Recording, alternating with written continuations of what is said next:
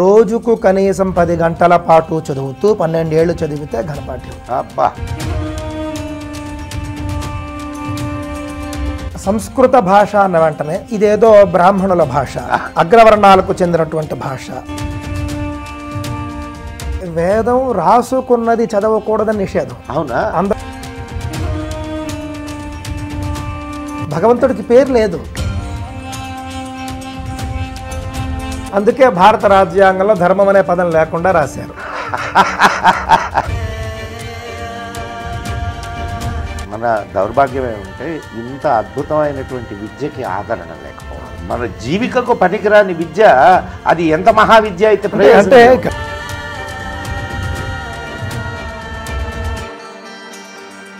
బ్రాహ్మణుడు పాము రెండుగా ఎదురొస్తే బ్రాహ్మణుడిని చంపమన్నాడు వాడు. అవునండి.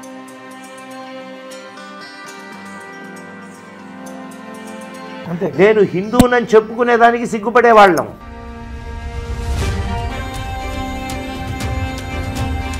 హిందువులు 100 కోట్ల మంది ఉన్నారండి, అంతకంటే ఎక్కువే ఉన్నారు. కానీ హిందూ దేశం మాత్రం ఒకటి కూడా లేదు. మీరు దేవుడి దగ్గరికి వెళ్ళి ముస్లింలందరూ బాగుండాలి,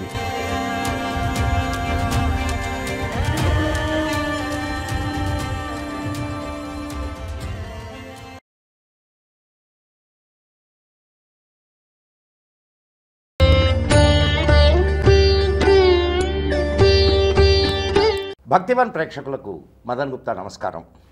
మిత్రులారా, మనం అనేక మంది లబ్ధ ప్రతిష్ఠులైనటువంటి వారితో మనం ఈ చర్చా వేదిక నిర్వహిస్తూ ఉన్నాం. ఎంతోమంది ధర్మం కోసం పోరాడుతున్నటువంటి వారు, ధర్మాన్ని చెబుతున్నటువంటి వారు, ధర్మాన్ని ఆచరిస్తున్నటువంటి వారు అనేక మందిని ఈ చర్చా వేదిక ద్వారా మీకు పరిచయం చేయడం జరిగింది. ఇప్పుడు మనతోటి ఉన్నటువంటి వారిని పరిచయం చేసే ముందు మీకు ఒక విషయాన్ని చెప్పి మీకు ఆయన్ని పరిచయం చేస్తే బాగుంటుంది అని. వేదాలు అనాది అపౌరుషేయాలు, అంటే వాటికి సమయం అనేది నిర్ధారించబడలేదు ఇప్పటిదాకా. ఏదో ఇంగ్లీష్ వాడు 4 ముక్కలు మాట్లాడి ఏదో వాడికి తోచినటువంటి సంవత్సరాలని ఇచ్చి చచ్చాడు. కానీ అనాదిగా విద్ అంటే వేదము అంటే విద్ అనేటటువంటి ధాతువు నుంచి వచ్చింది వేదం. విద్య, విజ్ఞానం. మనిషి అనేవాడు ఉన్నప్పుడు విజ్ఞానం కూడా ఉంటుంది. కాబట్టి మనిషితో పాటే విజ్ఞానం కూడా వచ్చింది. ఆ విజ్ఞానమే వేద విజ్ఞానం. వాటిని మన వాళ్ళు వేదాలు అని పిలిచారు.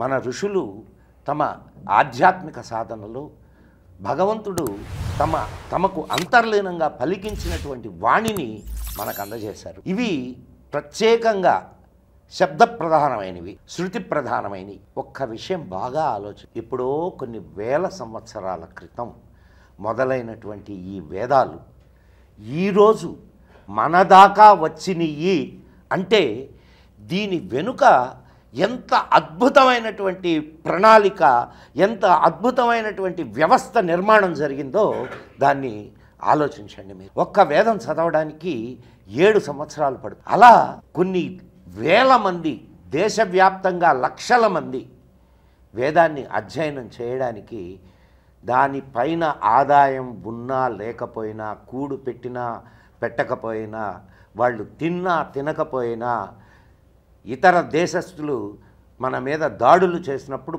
టార్గెట్ చేసింది ఈ వ్యవస్థనే. అయినా సరే ఈ సంస్కృతి సాంప్రదాయాలని కొనసాగిస్తూ ముందుకు నడుస్తోంది ఆ వ్యవస్థ. ఈనాటికి ఆనాడు వేదాలు ఎలా ఉన్నాయో అలాగే శృతి సుభగంగా, అక్షరం పొల్లుపోకుండా, అక్షరం తప్పు లేకుండా మన వరకు అందించారు అని అంటే ఆ వ్యవస్థ ఎంత గొప్పదో, పైగా లిపి లేకుండా ఎంత గొప్పదో మీరు ఆలోచించుకోండి. అటువంటి వ్యవస్థలో అద్భుతమైన వ్యక్తి ఈరోజు మనతోటి ఉన్నారు. వారు సంతోష్ కుమార్ ఘనాపాటి గారు, హిందూ ధర్మక్షేత్రం వ్యవస్థాపకులు, మైసూర్ దత్తపీఠం ఆస్థాన విద్వాంసులు. ఇటువంటి వారి వల్లే వేదం ఇంకా నిలుస్తూ. ఘనాపాటి, ప్లీజ్ అండర్లైన్ దిస్ వర్డ్. ఘనాపాఠ్యం వారి దగ్గర నుంచి ఒక్క చిన్న పనసని మనం ఆ ఘనాపాఠ్యంలో విందాం. Welcome to Bhaktivan channel Santosh ji. మంగళం మహతండి. నిజంగా ఈరోజు చాలా సంతోషంగా ఉంది మిమ్మల్ని కలవడం. ఒక వేదమూర్తిని మేము కలిసే అవకాశం మాకు భగవంతుడిచ్చాడు. వేదాలు ఈ దేశపు అని కాదు, మానవ జాతి ఆస్తిగా యునెస్కో వాళ్ళు కూడా పరిగణిస్తున్నారు. అంత గొప్ప సంస్కృతిని నాటి నుండి నేటి వరకు తీసుకొని వచ్చినటువంటి మీలాంటి వారు, ఇది నిజంగా చాలా అభినందించదగ్గ విషయం. మాకు మీరు ఏ వేదాన్ని పఠించారు? నేను ఋగ్వేదం అధ్యయనం చేశానండి. మీరు ఇందాక మాట్లాడుతూ అన్నారు 7 సంవత్సరాలు అని అన్నారు. 4 వేదాలు 4 వేరువేరు కాలాలు పడుతుంటాయండి. అన్ని వేదాలు ఒకే ఇది కాదు. అందులో మీరు చెప్పినట్లుగా అథర్వ వేదం 6 సంవత్సరాల్లో అయిపోతుంది. మీరు 7 సంవత్సరాలు అన్నారు, అది అథర్వ వేదానికి అది వర్తిస్తుంది. సామవేదం కూడా పర్వాలేదు, ఒక 10 సంవత్సరాలు అది పడుతుంది. యజుర్వేదం మనం చూసుకుంటే అది కూడా ఒక 10 సంవత్సరాల్లో అయిపోతుంది. ఋగ్వేదం దగ్గరకు వచ్చేసరికి అతిపెద్ద వేదం అని పేరు దీనికి. వేదాల్లో మొదటిది పెద్ద వేదం, పైగా అతి పురాతనమైంది. అంతేనండి, అతి ప్రాచీనమైనది. ఇది అందరూ అంగీకరించేదే, మీకు తెలుసు. ఋగ్వేదంలోనండి సంహిత, పదము, క్రమము, జట, మాల, శిఖ, రేఖ, ధ్వజ, దండ, రథ, ఘన అని ఉంటాయి. ఇవి కాకుండా మళ్ళీ బ్రాహ్మణము, ఆరణ్యకము. ఇది కాకుండా మళ్ళీ షడంగములు అంటాము. శిక్షా, వ్యాకరణం, ఛంద, నిరుక్తం, జ్యోతిషం తథా కల్పశ్చేతి షడంగాని అని చెప్తారు. ఇవి కాకుండా మళ్ళీ లక్షణం, ఋక్ప్రాతిశాఖ్యము, శిక్షలు ఇవన్నీ ఉంటాయి. ఇందులో ఘనాంతం వరకు చదవాలి అని అంటే 12 సంవత్సరాలు పడుతుంది. అంటే ఘనపాఠి అనిపించుకోవాలంటే రోజుకు కనీసం 10 గంటల పాటు చదువుతూ 12 ఏళ్ళు చదివితే ఘనపాఠి అవుతుంది. అబ్బా, ఇది దృష్టిలో పెట్టుకోవాలి. దీని తర్వాత నేను ఇందాక మీకు చెప్పినటువంటి ఇంకా స్పెషలైజేషన్స్, అంటే ఘన అనేదే స్పెషలైజేషను, ఇవన్నీ ఉన్నాయి కదా, అవన్నీ ఈ అష్టవికృతులు, లక్షణము అంటే ప్రాతిశాఖ్యము, ఇవన్నీ ఉంటాయి అన్నమాట. అంటే మీకు ఒక అద్భుతమైనటువంటి అంశం ఒకటి చెప్తానండి. ప్రాతిశాఖ్యములు అని ఉంటాయి. ఈ చదువుకున్నటువంటి వేదాన్ని పరిపుష్టం చేసేవని. ఏ అక్షరం ఎలా ఉచ్చరించాలి మళ్ళీ చెబుతాయి. అంటే ఉచ్చారణలో పాఠం చెప్పినప్పుడే స్పష్టంగా ఎలాగో ఉన్నదన్నట్లుగా చదువుకుంటారు. కానీ దీనికి సంబంధించినటువంటి జ్ఞానం, ఆ అక్షరం అలాగే ఎందుకు చదవాలి? ఇప్పుడు నేను అగ్నిమీళే అన్నాను, మీరు అగ్నిమీళే అన్నారు. నేను చెప్పింది చెప్పినట్లుగా, గురువు చెప్పింది చెప్పినట్లుగా నేను చదువుకున్నాను 100కు 100% పొల్లుపోకుండా. కానీ అది అలాగే ఎందుకు చెప్పాలి అనేది లక్షణ భాగం ఉంటుందన్నమాట. ఏ అక్షరం ఏ స్థానం నుండి వస్తుంది శరీరంలో, మ్యానుఫ్యాక్చరింగ్ ఆఫ్ లెటర్స్, అంటే ఒక శరీరంలో ఆ అక్షరం ఎక్కడ ఉత్పత్తి అవుతుంది, ఇదంతా కూడా దాంత్యాలు, తావళ్యాలు, ఇంకంతా మొత్తం తాళవ్యం అంటారు. నేను ఊ అన్నారంటే అదేమో పదవుల స్థానం అని. ఈ విధంగా అన్ని ఒక్కొక్క అక్షరానికి ఒక్కొక్క స్థానము, అలాగే ఎందుకు ఉచ్చరించాలి, ఇలా ఎందుకు ఉచ్చరించకూడదు, ఇవన్నీ కూడా లక్షణంలో వస్తాయి. మీకు ఒక చిన్న ఉదాహరణ చెబుతానండి. మీవి నేను చాలా చూస్తూ ఉంటాను. ఇప్పుడు సంస్కృత భాష అన్న వెంటనే ఇదేదో బ్రాహ్మణుల భాష, అగ్రవర్ణాలకు చెందినటువంటి భాష అని అంటారు కదా. లక్షణంలో అంటే ఏ అక్షరం ఎలా ఉచ్చరించాలి అని చెప్పేటటువంటి వేద లక్షణం అంటారు దాన్ని. అందులో భాగంగానండి రంగము అని ఒక అక్షరం ఉంటుంది. అంటే మహాంగ్ అని అనుకోండి, ఆ చివరిలో ఉంది చూసారా, మహాంగ్ అని ఉంది, దానికి రంగం అని పేరు. ఇది ఏ విధంగా ఉచ్చరించాలి అని శిక్ష చెబుతుంది, పాణినీయ శిక్ష చెబుతుందండి. అందులో ఆయన ఏం చెప్పాడో చెప్పంటారండి. యథా సౌరాష్ట్రికా నారీ తక్రం ఇత్యభిభాషతే అన్నారు. అంటే ఏ విధంగా అయితే సౌరాష్ట్ర దేశంలో అంటే గుజరాత్లో వీధి వీధిన తిరిగేటటువంటి, వీధి వీధిన తిరిగి మజ్జిగ అమ్ముకునే ఆవిడ ఏ విధంగా మజ్జిగ అని తెలుగులో అన్నట్లుగా తక్రం అని వాళ్ళు అమ్మేవారు. ఆవిడ ఏ విధంగా తక్రం అని పలికినప్పుడు చివరిలో రంగాన్ని పఠిస్తుందో అలా పఠించాలని చెబుతాడు ఆయన. మరి మజ్జిగ అమ్మేవాళ్ళు బ్రాహ్మణులు రోడ్డున తిరిగి మజ్జిగ ఇప్పుడు అమ్మలేదు కదండి, వాళ్ళు అమ్మలేదనే కదా మన వాళ్ళు గోల. వాళ్ళంతసేపు కూడా వీళ్ళు లగ్జరియస్ లైఫ్ లీడ్ చేశారంటూ ఉంటారు. సరే, అవన్నీ ఇంకొక చర్చ. ఇక్కడ ఆ విధంగా ఒక మజ్జిగ అమ్మే ఆవిడని చూపించి ఆవిడ ఏ విధంగా ఉచ్చరిస్తోందో మీరు ఎలా ఉచ్చరించండి అని చెప్పారు. ఇవన్నీ చెప్పేవి లక్షణ శాస్త్రం అండి. ఇవన్నీ కలిపి చదివితే 16 సంవత్సరాలు 18 సంవత్సరాలు పడుతుంది. నేను చిన్న వయస్సులో అంటే ఒక 9 ఏళ్ల వయస్సు ఉన్నప్పుడు పాఠశాలలో చేరడం జరిగింది. 22 ఏళ్ల వయస్సు వచ్చేంత వరకు వేదం అధ్యయనం చేశాను. 13 సంవత్సరాలు పట్టింది. ఆ తర్వాత నేను గత ఒక 12 సంవత్సరాలుగా నేను వేద పాఠాలు చెబుతూ ఉన్నాను. నా వద్ద ఇప్పటి వరకు ఒక 12 మంది ఘనపాఠీలు అంటే విద్యార్థులు ఘనపాఠీలుగా తయారయ్యారు. ఆ తర్వాత నేను ఇప్పుడు ఇంకా అంటే మన సనాతన ధర్మంలో మీరు ఇతర మతాలు తీసుకోండి, ఒక గ్రంథం ఉంటుంది, ఆ బుక్కు మీరు పట్టేస్తే అయిపోయింది, ఇంకా మీరే ఉన్నతులు దాంట్లో. మన ధర్మంలో అలా లేదు, జీవితాంతము చదువుతూ ఉండాలి.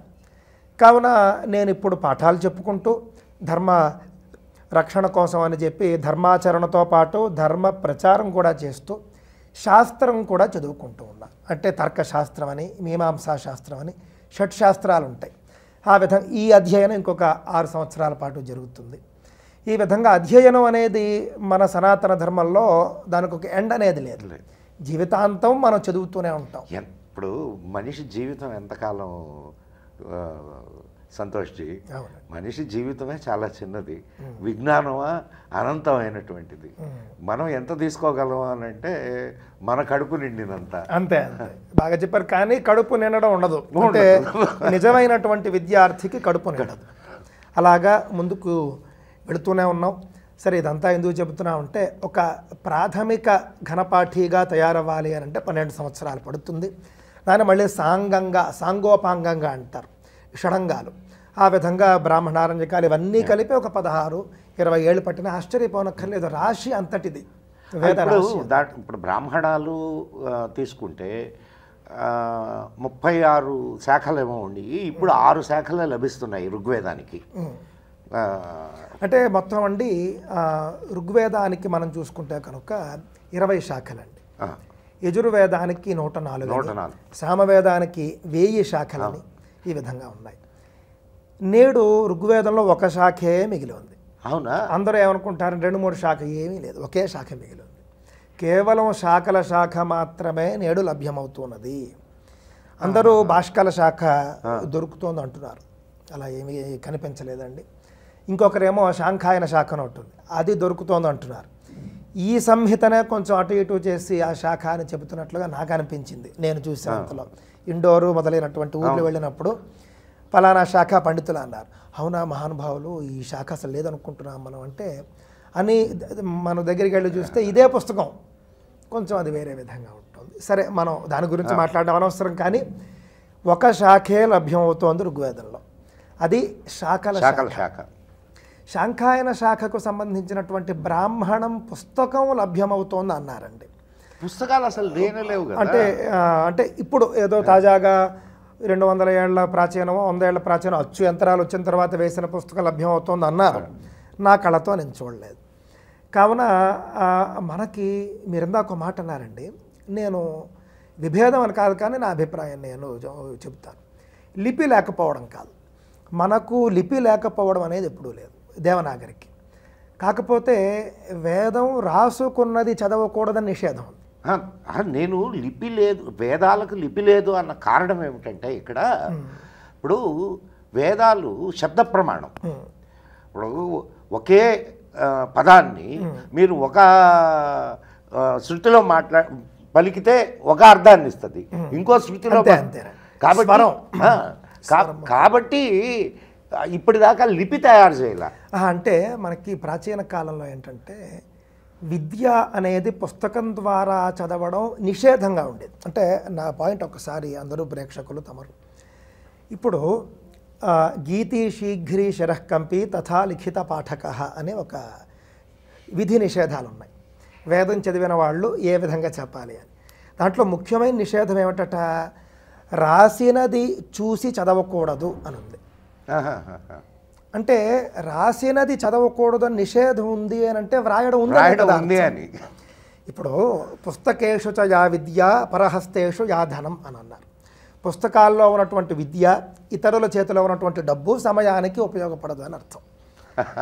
అంతే కదా. ఇప్పుడు మనకు అత్యవసరం 1 లక్ష రూపాయలు ఎవరికో అప్పిచ్చాం మనం, మనకు అవసరం ఉన్నప్పుడు ఖచ్చితంగా వెంటనే తెచ్చిస్తాడని నమ్మలేం మనం. తెచ్చి ఇచ్చాడంటే సాక్షాత్తు మహావిష్ణువు అని అర్థం. ఆ విధంగా అంటే మనకి ప్రాచీన కాలం నుండి కూడా ఎవరైనా వేదాక్షరాలు వ్రాస్తే వాడిని అనాగరికుడిగా చూసేవారు. అంటే వేద విద్య వ్రాయడం అనేది నిషేధం అండి. ఇప్పుడు నేను మిమ్మల్ని ఒకటి అడుగుతాను, న్యూక్లియర్ సైన్స్కి సంబంధించినటువంటి పుస్తకాలు మీకు కానీ నాకు కానీ దొరుకుతాయా?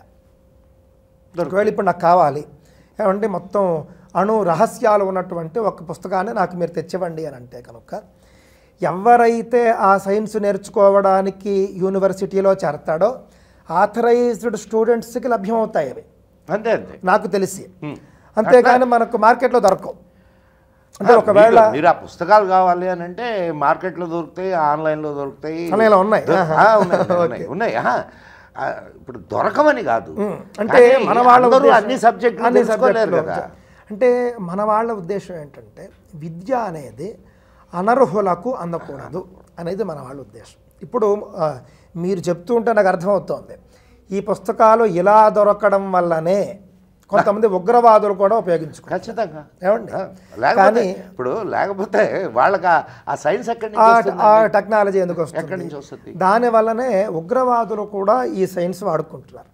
కానీ మన ఋషులు ఏమి ఆలోచించారంటే ఎంత కష్టపడి తపస్సు చేసి సాధించినటువంటి వేద విద్య అనర్హుల చేతికి వెళ్ళకూడదు. భారతంలో మనకు స్పష్టంగా అర్థమవుతుంది. బ్రహ్మశిరో నామకాస్త్రం చిట్ట చివరిలో అశ్వత్థామ ప్రయోగిస్తాడు. అశ్వత్థామ ప్రయోగించినప్పుడు ఉపసంహరించుకోమని వ్యాసాది మహర్షులు చెబుతారు. ఆయన నాకు చేత కాదంటాడు, అంటే తెలిసి కూడా చేయలేదు అని కొంతమంది అంటారు. అర్జునుడిని ఏమంటారంటే వెంటనే దాన్ని నువ్వు ఉపసంహరించడం కోసం నువ్వు అంటే అర్జునుడిని ప్రయోగించమని అనరు, అర్జునుడు దానికి ప్రతిగా ఆయన ప్రయోగిస్తానంటాడు. అప్పుడు వ్యాసాది మహర్షులు వచ్చి ఇద్దరూ అలా ప్రయోగిస్తే ఈ రెండు ఢీకొంటే చాలా ప్రమాదం, 12 సంవత్సరాల వరకు క్షామం వచ్చేస్తుంది, కనీసం ఒక మొక్క కూడా మొలవదు, ఆ పని చేయొద్దు నాన్న నువ్వు అని అర్జునుడు ప్రయోగించిన దాన్ని వెంటనే ఉపసంహరింపజేస్తారు. అశ్వత్థామ ఉపసంహరించడం నా వల్ల కాదంటాడు. చిట్ట చివరికి ఏదో కన్విన్స్ చేస్తారు, పాపం ఉత్తర గర్భం మీదకి అది మరణిస్తారు. ఇక్కడ కృష్ణుడు అనర్హుడి చేతికి అది దక్కడం వల్ల ఇది జరిగింది. అంటే దక్కకూడనటువంటి వ్యక్తి చేతికి గొప్ప విద్య దక్కింది, తద్వారా ఆయన దాన్ని మిస్యూజ్ చేశాడు. ఉత్తర గర్భం మీదకి వెళ్ళింది. కృష్ణ పరమాత్మ ఉన్నాడు కాబట్టి ఆయన శక్తి చేత ఆయన ఏమైనా చేయగలడు, ఘటన సమర్థుడు ఆయన కాపాడాడు. కానీ అశ్వత్థామ అనర్హుడి చేతికి అందింది కదా. అందడానికి కారణం ఎవరు? ద్రోణాచార్యుడు పుత్రవాత్సల్యం చేత ఇచ్చాడు. ఇవి కొన్ని దోషాలు నాడు ద్వాపరయుగం కాబట్టి చివరిలో కాబట్టి కలియుగ ఛాయల వల్ల జరిగింది. కానీ మహర్షులు ఎప్పుడూ కూడా అనర్హుల చేతికి విద్యను అందించేవారు కాదు.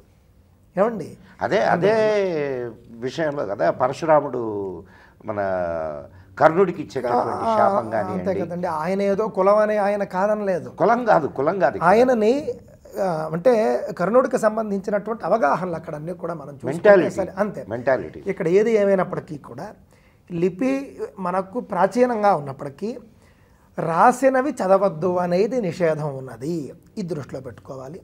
పైగా సంస్కృతానికి ఏమిటి లిపి చూపించండి అంటారు వీళ్ళు. ఏమండి, దేవనాగరి మీరు ఆశ్చర్యపోతారండి. మనకు పురాతన కాలంలో లిపిలు ఎలా ఉండేవంటే వేదం రాసేవారు కాదు, కావున వేదం ఫలానా లిపిలోనే వ్రాయబడడం అనేది లేదు, అది పక్కన పెట్టేసేయండి. ఇతర శాస్త్రాలు ఉన్నాయి కదా, రామాయణం భారతం వేదాంగాలు కూడా వ్రాయవచ్చు, ఇబ్బంది లేదు. మరి వ్యాసుడు చెబితే మరి ఆయన ఏ భాషలో రాశాడు? సంస్కృతంలో ఉన్నటువంటి 1,00,000 శ్లోకాలు గణపతి మరి రాశాడు అన్నారు కదా. పురాతన కాలంలో ఏమిటంటే శాస్త్రానికి ఒక లిపి ఉండేది, ఇది దృష్టిలో పెట్టుకోవాలి. మంత్రశాస్త్రానికి లిపి వేరు, అంటే సైన్స్ని బట్టి లిపే మారిపోయేది, కానీ భాష అదే. అంటే భాష గిర్వాణ భాషే, మనం ఏదైతే సంస్కృతం ఇప్పుడు అనుకుంటున్నామో భాష అదే, కానీ లిపి మాత్రం శాస్త్రానికి ఒకటి ఉండేది.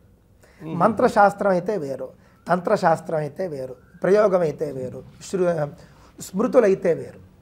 అంటే వాళ్లకు తగ్గట్టుగా లిపులు, ఆ విధంగా 10ల సంఖ్యలో లిపులు ఉండేవి అని పెద్దలు చెబుతూ ఉన్నారు. శారదా లిపని, బ్రాహ్మీ లిపని, ఇవే మనం చూస్తున్నాం కదా. ఇన్ని లిపులు ఉండడం వల్ల ఇదేది సంస్కృతంది కాదు అని తేల్చి సంస్కృతంకి లిపి లేదని చెప్పడం. ఉదాహరణకండి, మనం సహస్రనామావళితో భగవంతుడిని పూజిస్తాం. నిజంగా భగవంతుడికి పేరుందా అండి? ఎక్కడ ఉందండి? భగవంతుడికి పేరు లేదు, కానీ పేరు లేదా అని అంటే కూడా మనం అన్ని నామాలు ఆయనవే అన్ని నామాలు ఆయనవే, కానీ ఏది ఆయనది కాదు, ఏది ఆయనది కాదు, అన్నీ ఆయనవే. ఈ విధంగా మనం చూసుకున్నప్పుడు సంస్కృతం దేవభాష అన్నందుకు భగవంతుడి లక్షణాలు సంస్కృతానికి కూడా వర్తిస్తాయి. అన్ని లిపిలు ఉన్నాయి, అది ఏది సంస్కృతానికి కాదు అని ఒక ఆయన నాటంటే ఆయన అజ్ఞానం, ఆయన దౌర్భాగ్యం. మనకు పురాతన కాలంలో మరి వర్తమానాలు లేవా, ఏ లిపిల్లో ఉండేవి? ఇదంతా కూడా జనం అంటే తమరికి తెలుసు, తమరి గురించి కాదని అంటున్నది. ఆ విధంగా లిపి తక్కువగా వాడేవారు, ఎందుకనంటే మొత్తం బుర్రతోనే పని. ఏదైనా వచ్చి ఇప్పుడు అసలు ఇది ఎంత గొప్ప ప్రక్రియ ఆలోచించండి సంతోష్జీ. ఇప్పుడు మామూలుగా మాకు చిన్నప్పుడు కొన్ని పద్యాలు నేర్పించారు, కొన్ని స్తోత్రాలు, అక్కడి నుంచి శతకాలు ఇవి నేర్పించారు మా పెద్దలు. ఈ రోజుకి మేము అనుకోకుండా మాకు అవన్నీ వచ్చేస్తాయి, ఏది సందర్భాన్ని బట్టి గుర్తుంటాయి. అంటే నాలెడ్జ్ ప్రిజర్వేషన్కి ది బెస్ట్ మెథడాలజీ ఏంటంటే ఇట్స్ యువర్ బ్రెయిన్. అంటే ఇప్పుడు ఒక మాట చెప్తానండి మీకు, మన భారతదేశం యొక్క శిక్షా స్మృతి చాలా పెద్దది. మనం ఎక్కడైనా ఒక లాయర్ దగ్గరికి వెళ్ళామనుకోండి, ఇంత లావు పుస్తకాలు పెట్టుకుని ఉంటాడు ఆయన. ఎంత అనుభవం ఉన్న లాయర్ అయినప్పటికీ నాకు తెలిసినంతలో, అది మీరు కరెక్ట్ చేయవచ్చు, ఏదైనా ఒక డిఫరెంట్ కేసు అంటే విభిన్నమైన కేసు వచ్చినప్పుడు ఆయన ఖచ్చితంగా పుస్తకం తీసి ఏ లా ఎక్కడుంది మొత్తం అంతా కూడా స్టడీ చేయాలి. ఎంత పెద్ద లాయర్ అయినా ఇప్పుడు యాక్చువల్గా మీరు చూస్తుంటారు కదా ఈ లా బుక్స్ అన్నీ కూడా ఏందాయనంటే ఇంతకుముందు సుప్రీంకోర్టులు హైకోర్టులు ఇచ్చినటువంటి తీర్పుల్ని చెప్తాయన్నమాట. ఇప్పుడు ఒక పర్టికులర్ కేసు వచ్చిందనుకోండి, పర్టికులర్ కేసు వచ్చినప్పుడు ఈ కేసులో సుప్రీంకోర్టు ఎలా తీర్పిచ్చింది అండ్ హైకోర్టు ఎలా తీర్పిచ్చింది వాటిని రెఫర్ చేస్తారు. అయ్యా ఇదిగో ఇది సిమిలర్ కేసు, ఇది ఈ సిమిలర్ కేసులో సుప్రీంకోర్టు ఇదిగో పలానా టైంలో పలానా సంవత్సరం, అందుకోసం ఈ పుస్తకాలన్నీ, లేకపోతే శిక్షాస్మృతికి ఇన్ని పుస్తకాలు ఏం లేవు, అవసరం లేదు. అయితే నేనంటున్నది ఏంటంటే శిక్షాస్మృతులు అలాగే భారత రాజ్యాంగం అవన్నీ కూడా మామూలుగా వాక్యాల రూపంలో ఉంటాయి. మీరు రామాయణంలో మీరు చూసుకుంటే కనుక అనుష్టుప్ ఛందస్సు అని శ్లోకాల రూపంలో ఉంటుంది. నా పాయింట్ క్లియర్ అండి. ప్రతి అనుష్టుప్ ఛందస్సు శ్లోకంలోనూ 32 అక్షరాలు ఉంటాయి. ప్రతి అనుష్టుప్ వాక్యంలో 16 అక్షరాలు ఉంటాయి. పాదానికి 8 అక్షరాలు ఉంటాయి. ఇవన్నీ చాలా స్పష్టం. అలా పద్ధతిగా ఉంటుంది కాబట్టి మనం రామాయణమైనా వేదమైనా మనం కంఠస్థం చేయగలం.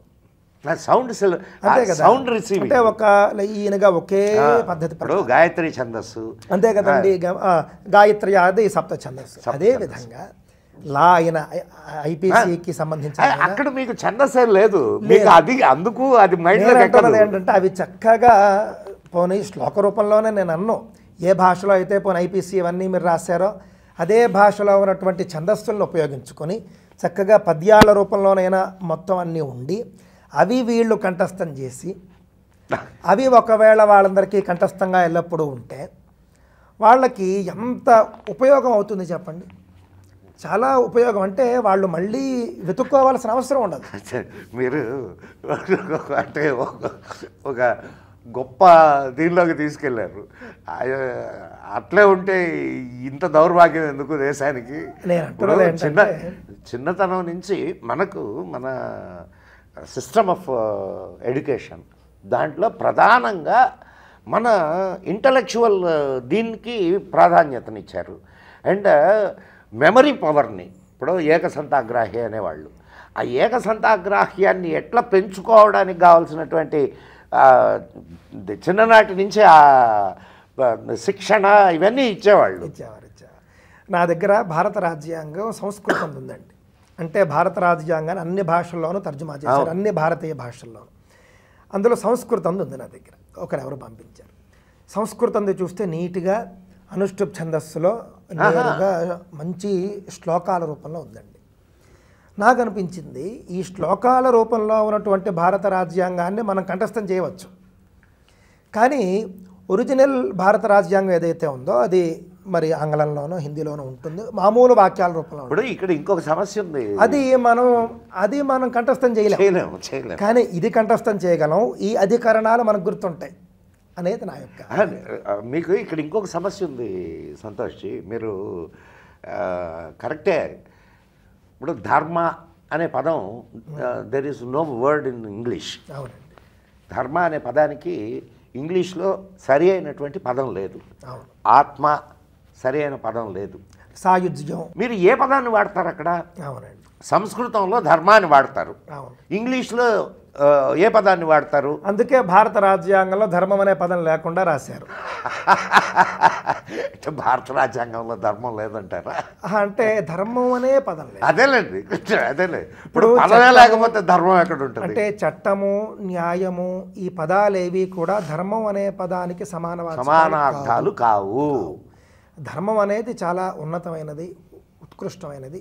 ఏది ఏమైనప్పటికీ ఇంత నేను ఎందుకు చెబుతున్నానంటే, మన భారతీయ సనాతన వైదిక విద్యా విధానం ఈ విధంగా కంఠస్థ ప్రధానంగా జరుగుతుంది.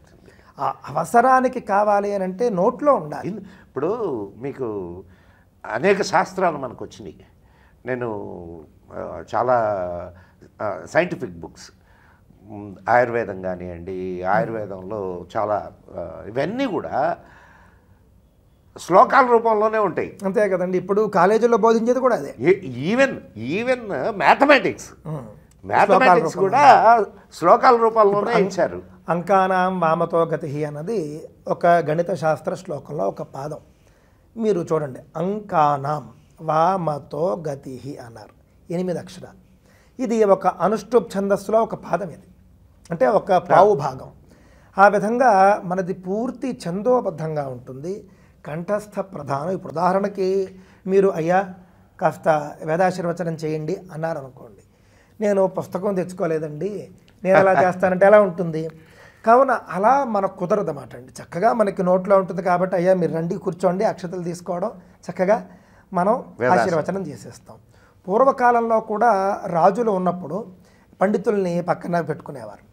రాజు ఏదైనా ఒక ధర్మ సందేహం, ధర్మ సంకటం వచ్చిందనుకోండి, వెంటనే పండితుడి వైపు చూసిన వెంటనే రాజా ఫలానా స్మృతిలో ఎలా ఉంది అని ఆశువుగా ఆయన చెప్పేవాడు.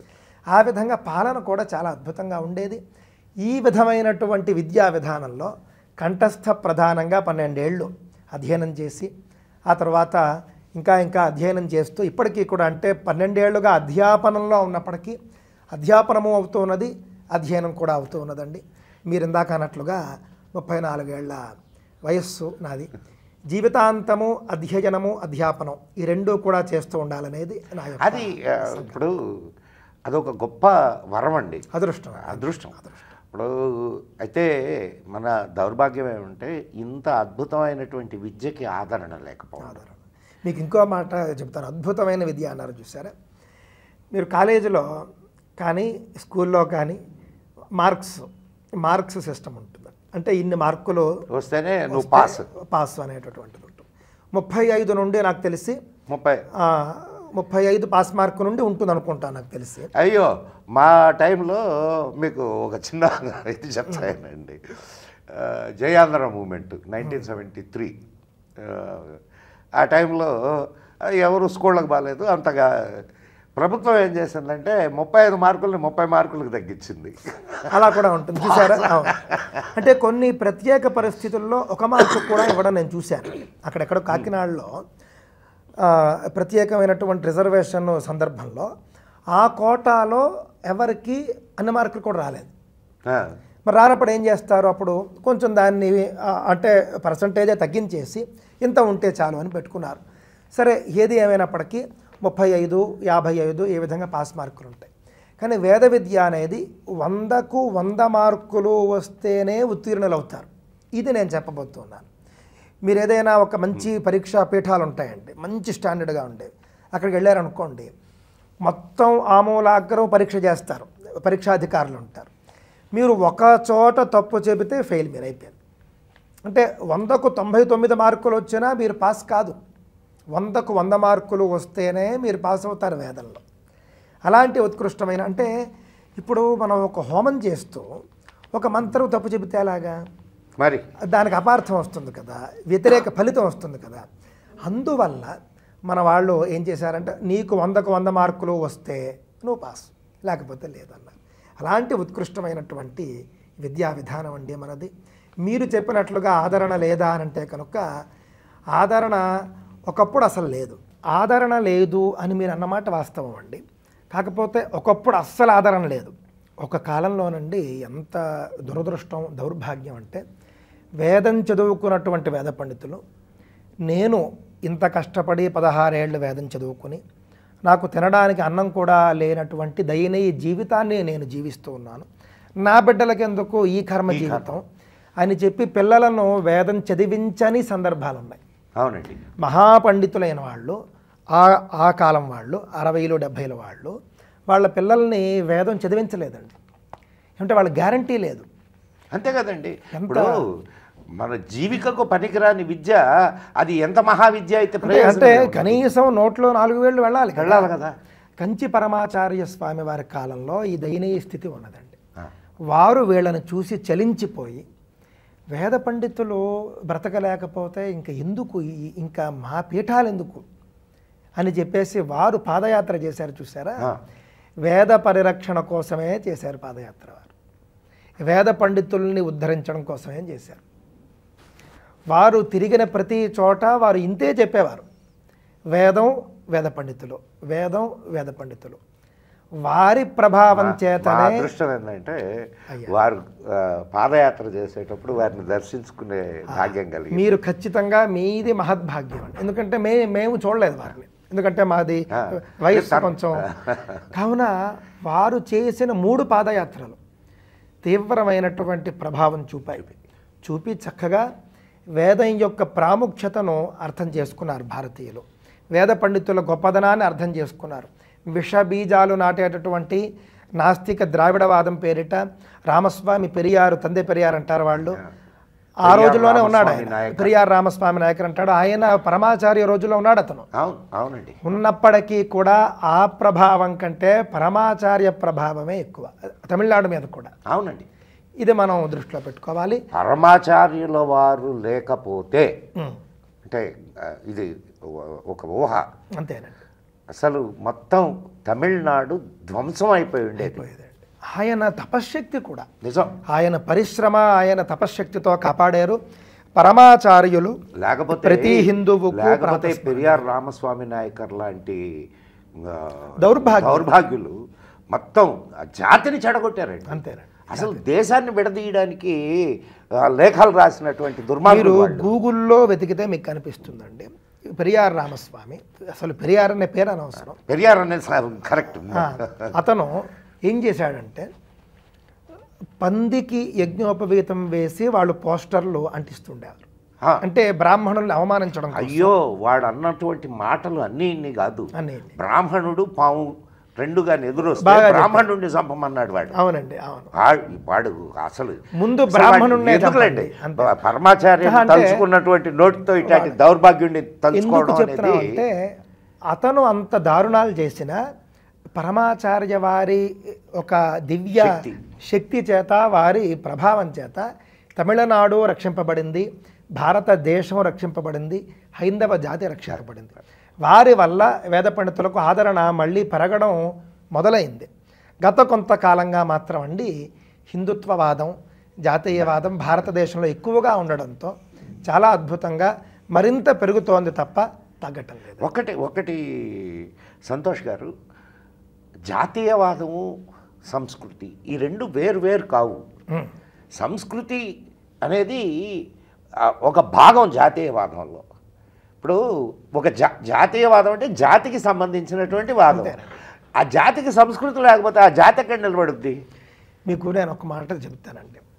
వేదంలో ఒక సూక్తం ఉంది, అందరికీ తెలిసిన మంత్రం దాంట్లో వస్తుంది, ధ్రువంతే రాజా వరుణో అని చెప్పేసి.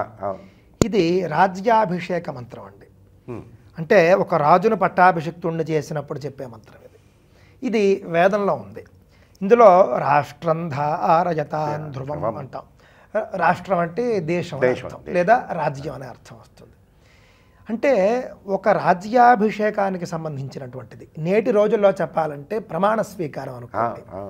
ప్రమాణ స్వీకార మంత్రం నేరుగా వేదంలో ఉన్నప్పుడు దేశం వేరు, అలాగే సనాతన ధర్మం వేరు ఎందుకు అవుతుంది? ఎట్లా అవుతుంది? నేను అనేక సందర్భాల్లో రాజకీయ సంబంధమైన అంశాలు మాట్లాడుతుంటా. కొంతమంది కామెంట్లు చేస్తారు మీకు రాజకీయాలు ఎందుకు అని. ఇప్పుడు కృష్ణుడు అసలు ఈ దౌర్భాగ్యపు మానసిక స్థితి ఏమిటట అంటే ఇప్పుడు ఇక్కడ మీరు వేదం చదువుకున్నారు, వేదం చదువుకుంటే మీకు ఈ దేశం మీద, ఈ సంస్కృతి మీద, ఈ జాతి మీద మీకు ప్రేమ ఉంటుందా ఉండదా? ఉంటుంది ఖచ్చితంగా. మరి ప్రేమ ఉన్నప్పుడు రాజకీయం లేకుండా ఈ జాతి ఎక్కడ నిలబడుద్ది? నేను మీకు ఒకటే మాట నేను చెప్పదలుచుకున్నాను, అంటే జనానికి అలా కామెంట్లు చేసే వాళ్ళకి, మన సనాతన ధర్మంలో దేశం వేరు, సమాజం వేరు, మతం వేరు, భక్తి వేరు ఇలా లేదండి. పొద్దున్న లేస్తే సంధ్యావందనంలో భరతఖండే అండి, భరతవర్షే, భరతఖండే, మేరోర్ దక్షిణ అన్నీ వచ్చేస్తాయి. ఇది మనం గుర్తుంచుకోవాల్సింది ఏమిటంటే, ఒక ముస్లిం వెళ్ళి ఏమండి వాళ్ళ మసీదులో ఎన్నికలకు ముందు ఏ పార్టీకి ఓటేయాలి అని ప్రతి మసీదులోనూ చెప్తారు. ఇది బెంగళూరులో అసలు ఎన్నికల రోజు మా వాళ్ళు ఇక్కడికి రాలేదా? ఇక్కడ బెంగళూరు దాకా ఎందుకు ఇక్కడికి రాలేదా? ఇది మొన్న ఎలక్షన్స్ జరిగినప్పుడు మొత్తం అక్కడి నుంచి దాదాపు 400 మంది ఇక్కడ వచ్చి ప్రతి మసీదులో ఎవరికి ఓటేయాలా అనేది డిక్లేర్ చేసి వెళ్ళారు. అంతే కదండి. కావున అన్ని మతాల వాళ్ళు కూడా వాళ్ళేమి వాళ్ళ మతం వేరు, వాళ్ళ మతానికి ఉపయోగపడేటటువంటి పార్టీ, జాతీయవాదాలు అవి వాళ్ళేమీ పట్టించుకోవటం లేదు. వాళ్ళు స్పష్టంగా మేము ముస్లిములము, మాకు మద్దతు ఇచ్చే పార్టీ ఫలానా, మేము దానికే ఓటేస్తాం అని స్పష్టంగా ఉన్నారు. మన దగ్గరకు వచ్చేసరికి తప్పేమిటి చెప్పండి? అంటే సెక్యులర్ పాఠాలు ఒక్క విషయం సంతోష్జీ, ఒక విషయం మనకు మన శాస్త్రాలు చెప్పినటువంటి కలౌ సంఘే శక్తి, కలియుగంలో సంఘమే శక్తి, అంటే సంఘటితమే శక్తి. అంతే. ఆ విషయాన్ని ఒక పెద్ద జాతి మర్చిపోవడం అనేది చాలా శోచనీయమైనటువంటి విషయం. చాలా అద్భుతమైన మాట చెప్పారు. సంఘే శక్తి కలౌ యుగే అని ఉన్నటువంటిది ఏదైతే స్మృతి వాక్యం ఉందో, ఒక్కొక్క యుగంలోనూ ఒక్కొక్క శక్తి అండి. మీకు ఇది మీరు మంచి అంశం ఎత్తారు. అంటే ఆ శక్తి ఏం చేస్తుందంటే అధర్మాన్ని పారద్రోలి ధర్మస్థాపన చేస్తుంది. ఇదట కృతేతు రేణుకా శక్తి అన్నారు. కృతయుగంలో అధర్మాన్ని పారద్రోలినటువంటి శక్తి రేణుకాదేవి, జమదగ్ని మహర్షి భార్య, పరశురాముడి తల్లి. ఆవిడ వల్ల కృతయుగంలో ధర్మస్థాపన జరిగిందిట. త్రేతాయాం జానకీ తథా అన్నారు. త్రేతాయుగంలో సీతామ్మవారు, ఆవిడ వల్ల అధర్మం నిర్మూలించబడి ధర్మస్థాపన జరిగిందిట. ద్వాపరే ద్రౌపదీ అన్నారు. ద్వాపర యుగంలో ద్రౌపదీదేవి వల్ల అధర్మం నాశనమయ్యి ధర్మస్థాపన జరిగిందట. మరి కలియుగంలోని అలాంటి వాళ్ళు ఎవరూ లేరు. సంఘే శక్తి కలౌ యుగే. కలియుగంలో సమాజం అంటే ఐక్యంగా బయలుదేరినటువంటి సమాజం ఏదైతే ఉంటుందో, అంటే ప్రజాశక్తే ధర్మస్థాపన చేస్తుంది. మరి ప్రజాస్వామ్యంలో ప్రజాశక్తిని మించినటువంటి శక్తి లేనప్పుడు హిందువులందరూ కలిసి నడిస్తేనే కదా సంఘంగా ఏర్పడి అది ఒక శక్తిగా అది పరిణమించి అప్పుడు ధర్మస్థాపన అనేది జరుగుతుంది. ఒకానొక సందర్భంలో హిందువులు నేను హిందువును అని చెప్పుకోవడానికి సిగ్గుపడేవారు. మేము అనుభవించాం కదా. ఇప్పుడు నేను స్వయం సేవకులండి, ఆర్ఎస్ఎస్ స్వయం సేవకుని. ఆర్ఎస్ఎస్ అని చెప్పుకునేదానికి సిగ్గుపడేవాళ్ళం, నేను హిందువునని చెప్పుకునేదానికి సిగ్గుపడేవాళ్ళం. అంటే సమాజం అలా ఉండేది. అంటే చాలామంది బ్రాహ్మణులు ఉద్యోగాలు చేసేటటువంటి వాళ్ళు కమ్యూనిస్టు భావజాలాలకి బాగా ప్రభావితమైనటువంటి ఉద్యోగాలు చేసేవారు. వాళ్ళు పాపం రైల్వేస్ కానీ యూనివర్సిటీస్ లాంటివి. కావున పాపం ఏంటంటే ఈ బ్రాహ్మణులో యజ్ఞోపవేతం కనిపిస్తే వాళ్ళకి అక్కడ చిన్నతనం. అవునండి, ఏమండి? అందువల్ల పాపం వాళ్ళు యజ్ఞోపవేతం కనిపించకుండా జాగ్రత్త పడేవాళ్ళు. ఎంత దౌర్భాగ్యం! భారతదేశంలో తప్ప ఇంకెక్కడ మనం చెప్పుకోగలం ఈ యొక్క సనాతన ధర్మం గురించి? భారతదేశంలోనే కదా. ఒక హిందువు తన దేశంలోనే తన ధర్మాన్ని తాను ఆచరించుకోలేకపోతే ఇంకెక్కడ ఆచరించుకుంటాడు చెప్పండి? ఇప్పుడు ప్రపంచవ్యాప్తంగా అతిపెద్ద మతంగా, అంటే సంఖ్యలో అతిపెద్ద మతంగా చెప్పబడేటటువంటి క్రైస్తవానికి క్రైస్తవ దేశాలు అనే చాలా దేశాలు ఉన్నాయి. నాకు తెలిసి 100కు పైగా ఉన్నాయి. రెండవ అతిపెద్ద మతంగా సంఖ్యాపరంగా చెప్పేటటువంటి ఇస్లాముకు కూడా 7 కంటే ఎక్కువ దేశాలు ఉన్నాయి. సౌదీ అయ్యో, ఇంకా ఎక్కువే. 67 ఉన్నాయి. 67 దేశాలు ఉన్నాయి. 67 మరి దేశాలు. నేను ఇక్కడ యుఏఈలో ఉన్నటువంటి 7 దేశాలు, నేను ఇక్కడ యుఏఈలో ఉన్న మాత్రమే ఇంకా అనుకుంటున్నాను. చాలా ఉన్నాయి, చాలా చాలా ఉన్నాయి. కావున సరే పోనీ 50 కంటే ఎక్కువ అనుకుందాం. సనాతన ధర్మ అలాగేనండి. బౌద్ధ దేశాలు కూడా ఉన్నాయి. 4వ స్థానంలో ఉంది. అంటే 3వ స్థానంలోనే హిందూ ధర్మం ఉన్నది సంఖ్యాపరంగా, 4వ స్థానంలో బౌద్ధం ఉంటుంది. అలాంటి బౌద్ధానికి కూడా దేశాలు ఉన్నాయి. భూటాన్ ఉందనుకోండి, పూర్తి బౌద్ధ దేశం. ఏమండి, అందుకే వాళ్ళు పార్లమెంట్లో కూడా వాళ్ళు చప్పట్లు కొట్టరు. చప్పట్లు కొట్టడం అనేది బౌద్ధ విరుద్ధం. ఏమండి, కావున వాళ్లకు దేశాలు ఉన్నాయి. 3వ అతిపెద్ద ధర్మమైనటువంటి హిందూ ధర్మానికి ఏకైక దేశము మిడుగుమంటూ భారతదేశం మనకు కనిపిస్తూ ఉంటే, అయ్యో మీరు హిందూ ధర్మానికి భారతదేశం అని అంటే భారతీయులు సెక్యులర్లు ఒప్పుకోరు. అదే వాళ్ళు ఒప్పుకోరు. సెక్యులర్లు ఒప్పుకోరు. కానీ సంఖ్యాపరంగా అత్యధికంగా నేటికి 80% హిందువులు ఉన్నటువంటి దేశం ఇది. భారతదేశాన్ని హిందూ దేశం అని మేము ఒప్పుకోము అని ఎవరైతే అంటారో వాళ్ళ అజ్ఞానం అది. వాళ్ళు ఇతర మతాలకు అమ్ముడుపోయిన వాళ్ళు కాదండి. ఇక్కడ మీకు ఒక కుట్ర జరుగుతున్నది సంతోష్ గారు. మీరు అది కూడా మనం గమనించాలా. మన హిందువులు గమనించాల్సింది, మనకు ప్రపంచవ్యాప్తంగా సరే మనకు స్వాతంత్రం వచ్చిన తర్వాత మన దౌర్భాగ్యపు కాంగ్రెస్ నాయకులు దీన్ని హిందూ దేశంగా ప్రకటించాల. విడిపోయిందేమో మతపరంగానే విడిపోయింది అంతే. కానీ ప్రపంచంలో ఏకైక హిందూ రాజ్యం, ఒకే ఒక్క హిందూ రాజ్యం నేపాల్ ఉండేది. దాన్ని కూడా ధ్వంసం చేశారు ఇది దుర్మార్గులైన కమ్యూనిస్ట్. అంటే మీరు అన్నదాని ప్రకారం చూస్తే అధికారికంగా నేడు ప్రపంచంలో హిందూ దేశం ఒకటి కూడా లేదు. లేదు. హిందువులు 100 కోట్ల మంది ఉన్నారండి, అంతకంటే ఎక్కువే ఉన్నారు. కానీ హిందూ దేశం మాత్రం ఒకటి కూడా లేదు. ఇది గట్టిగా మనం ప్రపంచానికి చెప్పాల్సిన. యూదులకి చాలా చిన్న సెట్ అది ప్రపంచంలో. యూదులు అనే సెట్ చాలా చిన్న సెట్. వాళ్ళకు కూడా ఇజ్రాయిల్ అనే దేశం ఉంది. ఎంత మాట చెప్పారో చూడండి. అంత చిన్న జాతికి కూడా ఒక దేశం ఉంది. ఎందుకు అని అంటే వాళ్ళు అంతటి ప్రభావితంగా ఉన్నారు కాబట్టి. కావున వాళ్ళ జాతిని వాళ్ళు ప్రేమించుకుంటారండి. నీ జాతిని నువ్వు ప్రేమించుకున్న రోజు నీకు కూడా దేశం ఏర్పడుతుంది. అబ్బే మన వాళ్ళు హిందువులు చేసే పనే అది కదండి. మన వాళ్ళకి ఏంటంటే ఎప్పుడూ కూడా నేను హిందువుని, నా ధర్మం గొప్పదని చెప్పుకోవడం ఇష్టం ఉండదు వీళ్ళకి. ఏమండి, పైగా ఏదో పెద్దగా ఎవడికి వాడు సెక్యులర్గా చెప్పుకోవడానికి తహతహలాడుతూ ఉంటాడు. ఏ రంగంలో ఉన్నా ముస్లిమే, ఏ రంగంలో ఉన్నా క్రైస్తవుడే, చాలా బాగా. ఏ రంగంలో ఉన్నా హిందువు మాత్రం హిందువు కాదు. హిందువు సెక్యులర్ అవుతాడు, హిందూ సెక్యులర్ కాదు. ఎందుకంటే ఇతర మతాల్లో అసలు ఇప్పుడు ఇంకో మాట మీకు చెబుతానండి. నేను మోహన్ లాల్ అని మలయాళ నటుడు, మలయాళ సూపర్ స్టార్. మమ్ముట్టి అని ఇంకొక ఆయన ఉన్నారు. వీళ్ళిద్దరూ మంచి ఆప్తమిత్రులు పాపం. ఆయన ముస్లిము, ఈయనేమో హిందువు.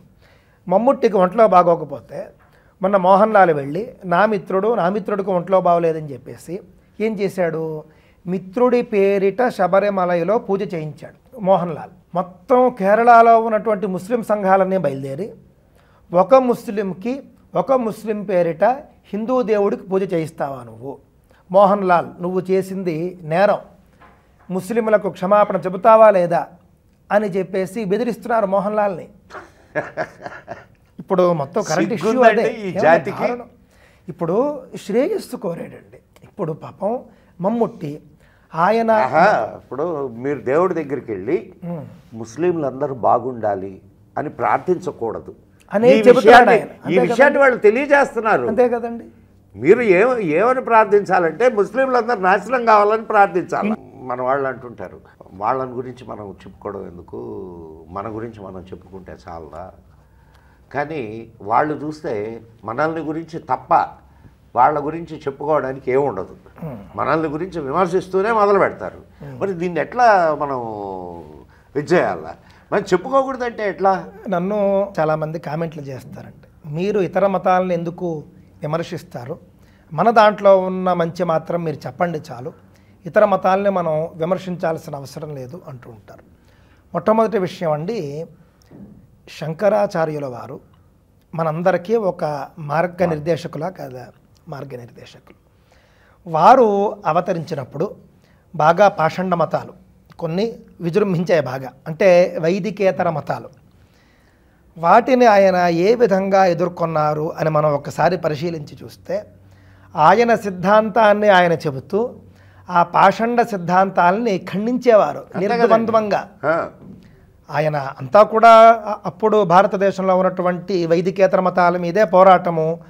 వారి సిద్ధాంత గ్రంథాలు చూసామనుకోండి, మనం అద్వైత సిద్ధాంత గ్రంథాలు మనం చూస్తే ఇతర మతాల ఖండన అలాగే వారి సిద్ధాంత స్థాపన రెండూ సమానంగా ఉంటాయి. రెండు ఉంటేనే కదా. ఇప్పుడు మీకు అవతల వాళ్ళ సిద్ధాంతం ఏందో నీకు తెలియకుండా నీ సిద్ధాంతం తెలిసినందువల్ల ప్రయోజనం ఏంటి? అంతే కదండి. అప్పుడు ఏమవుతుందంటే ఇతర మతాల వాళ్ళు వచ్చి మన మతాల వాళ్ళకు మన మతంలో ఉన్నటువంటి పిల్లలకి ఏమైనా చెప్పినప్పుడు వాళ్ళు ఎక్కువగా వాటికి ప్రభావితం అయ్యే అవకాశం ఉంటుంది. అంటే ఇప్పుడు చిన్నపిల్లవాడికి తల్లి, నాయన ఈ దారిలో వెళ్ళు, చక్కగా ఇక్కడ లైట్లు ఉంటాయి, జనం ఉంటారు, ఇళ్ళు ఉంటాయి, నువ్వు సురక్షితంగా గమ్యం చేరుకుంటావని చెబుతుంది. దాంతోపాటుగా ఫలానా రూట్లో వెళ్ళొద్దు నాన్న, నువ్వు ఆ సందులోంచి వెళ్ళొద్దు, నువ్వు అక్కడ జనం ఉండరట, రాత్రి 10 దాటితే అక్కడ హత్యలైపోతూ ఉంటాయట. ఇవన్నీ చెప్తారా చెప్పరండి? నేటికి నాకు కూడా చాలామంది పెద్దవాళ్ళు ఏదైనా వెళ్ళినప్పుడు, గురువుగారు ఆ మార్గంలో వెళ్ళకండి, మీరు అక్కడ ఈ ఇన్సిడెంట్స్ జరిగాయి, ఇవన్నీ చెబుతూ ఉంటారు. అంటే మనకు హాని కలిగించేదేదో చెప్పాలి, మనకి మంచి చేసేదేదో చెప్పాలి. ఇప్పుడు శాస్త్రం తెలిసినటువంటి వాడు చెప్పకపోతే ఎవడు చెప్తాడు? అంతే కదండి. ఇప్పుడు మంచి ఏదో చెడేదో చెప్పడానికే కదా మనం శాస్త్రం చదువుకున్నది. అంతేనండి. మరి శాస్త్రం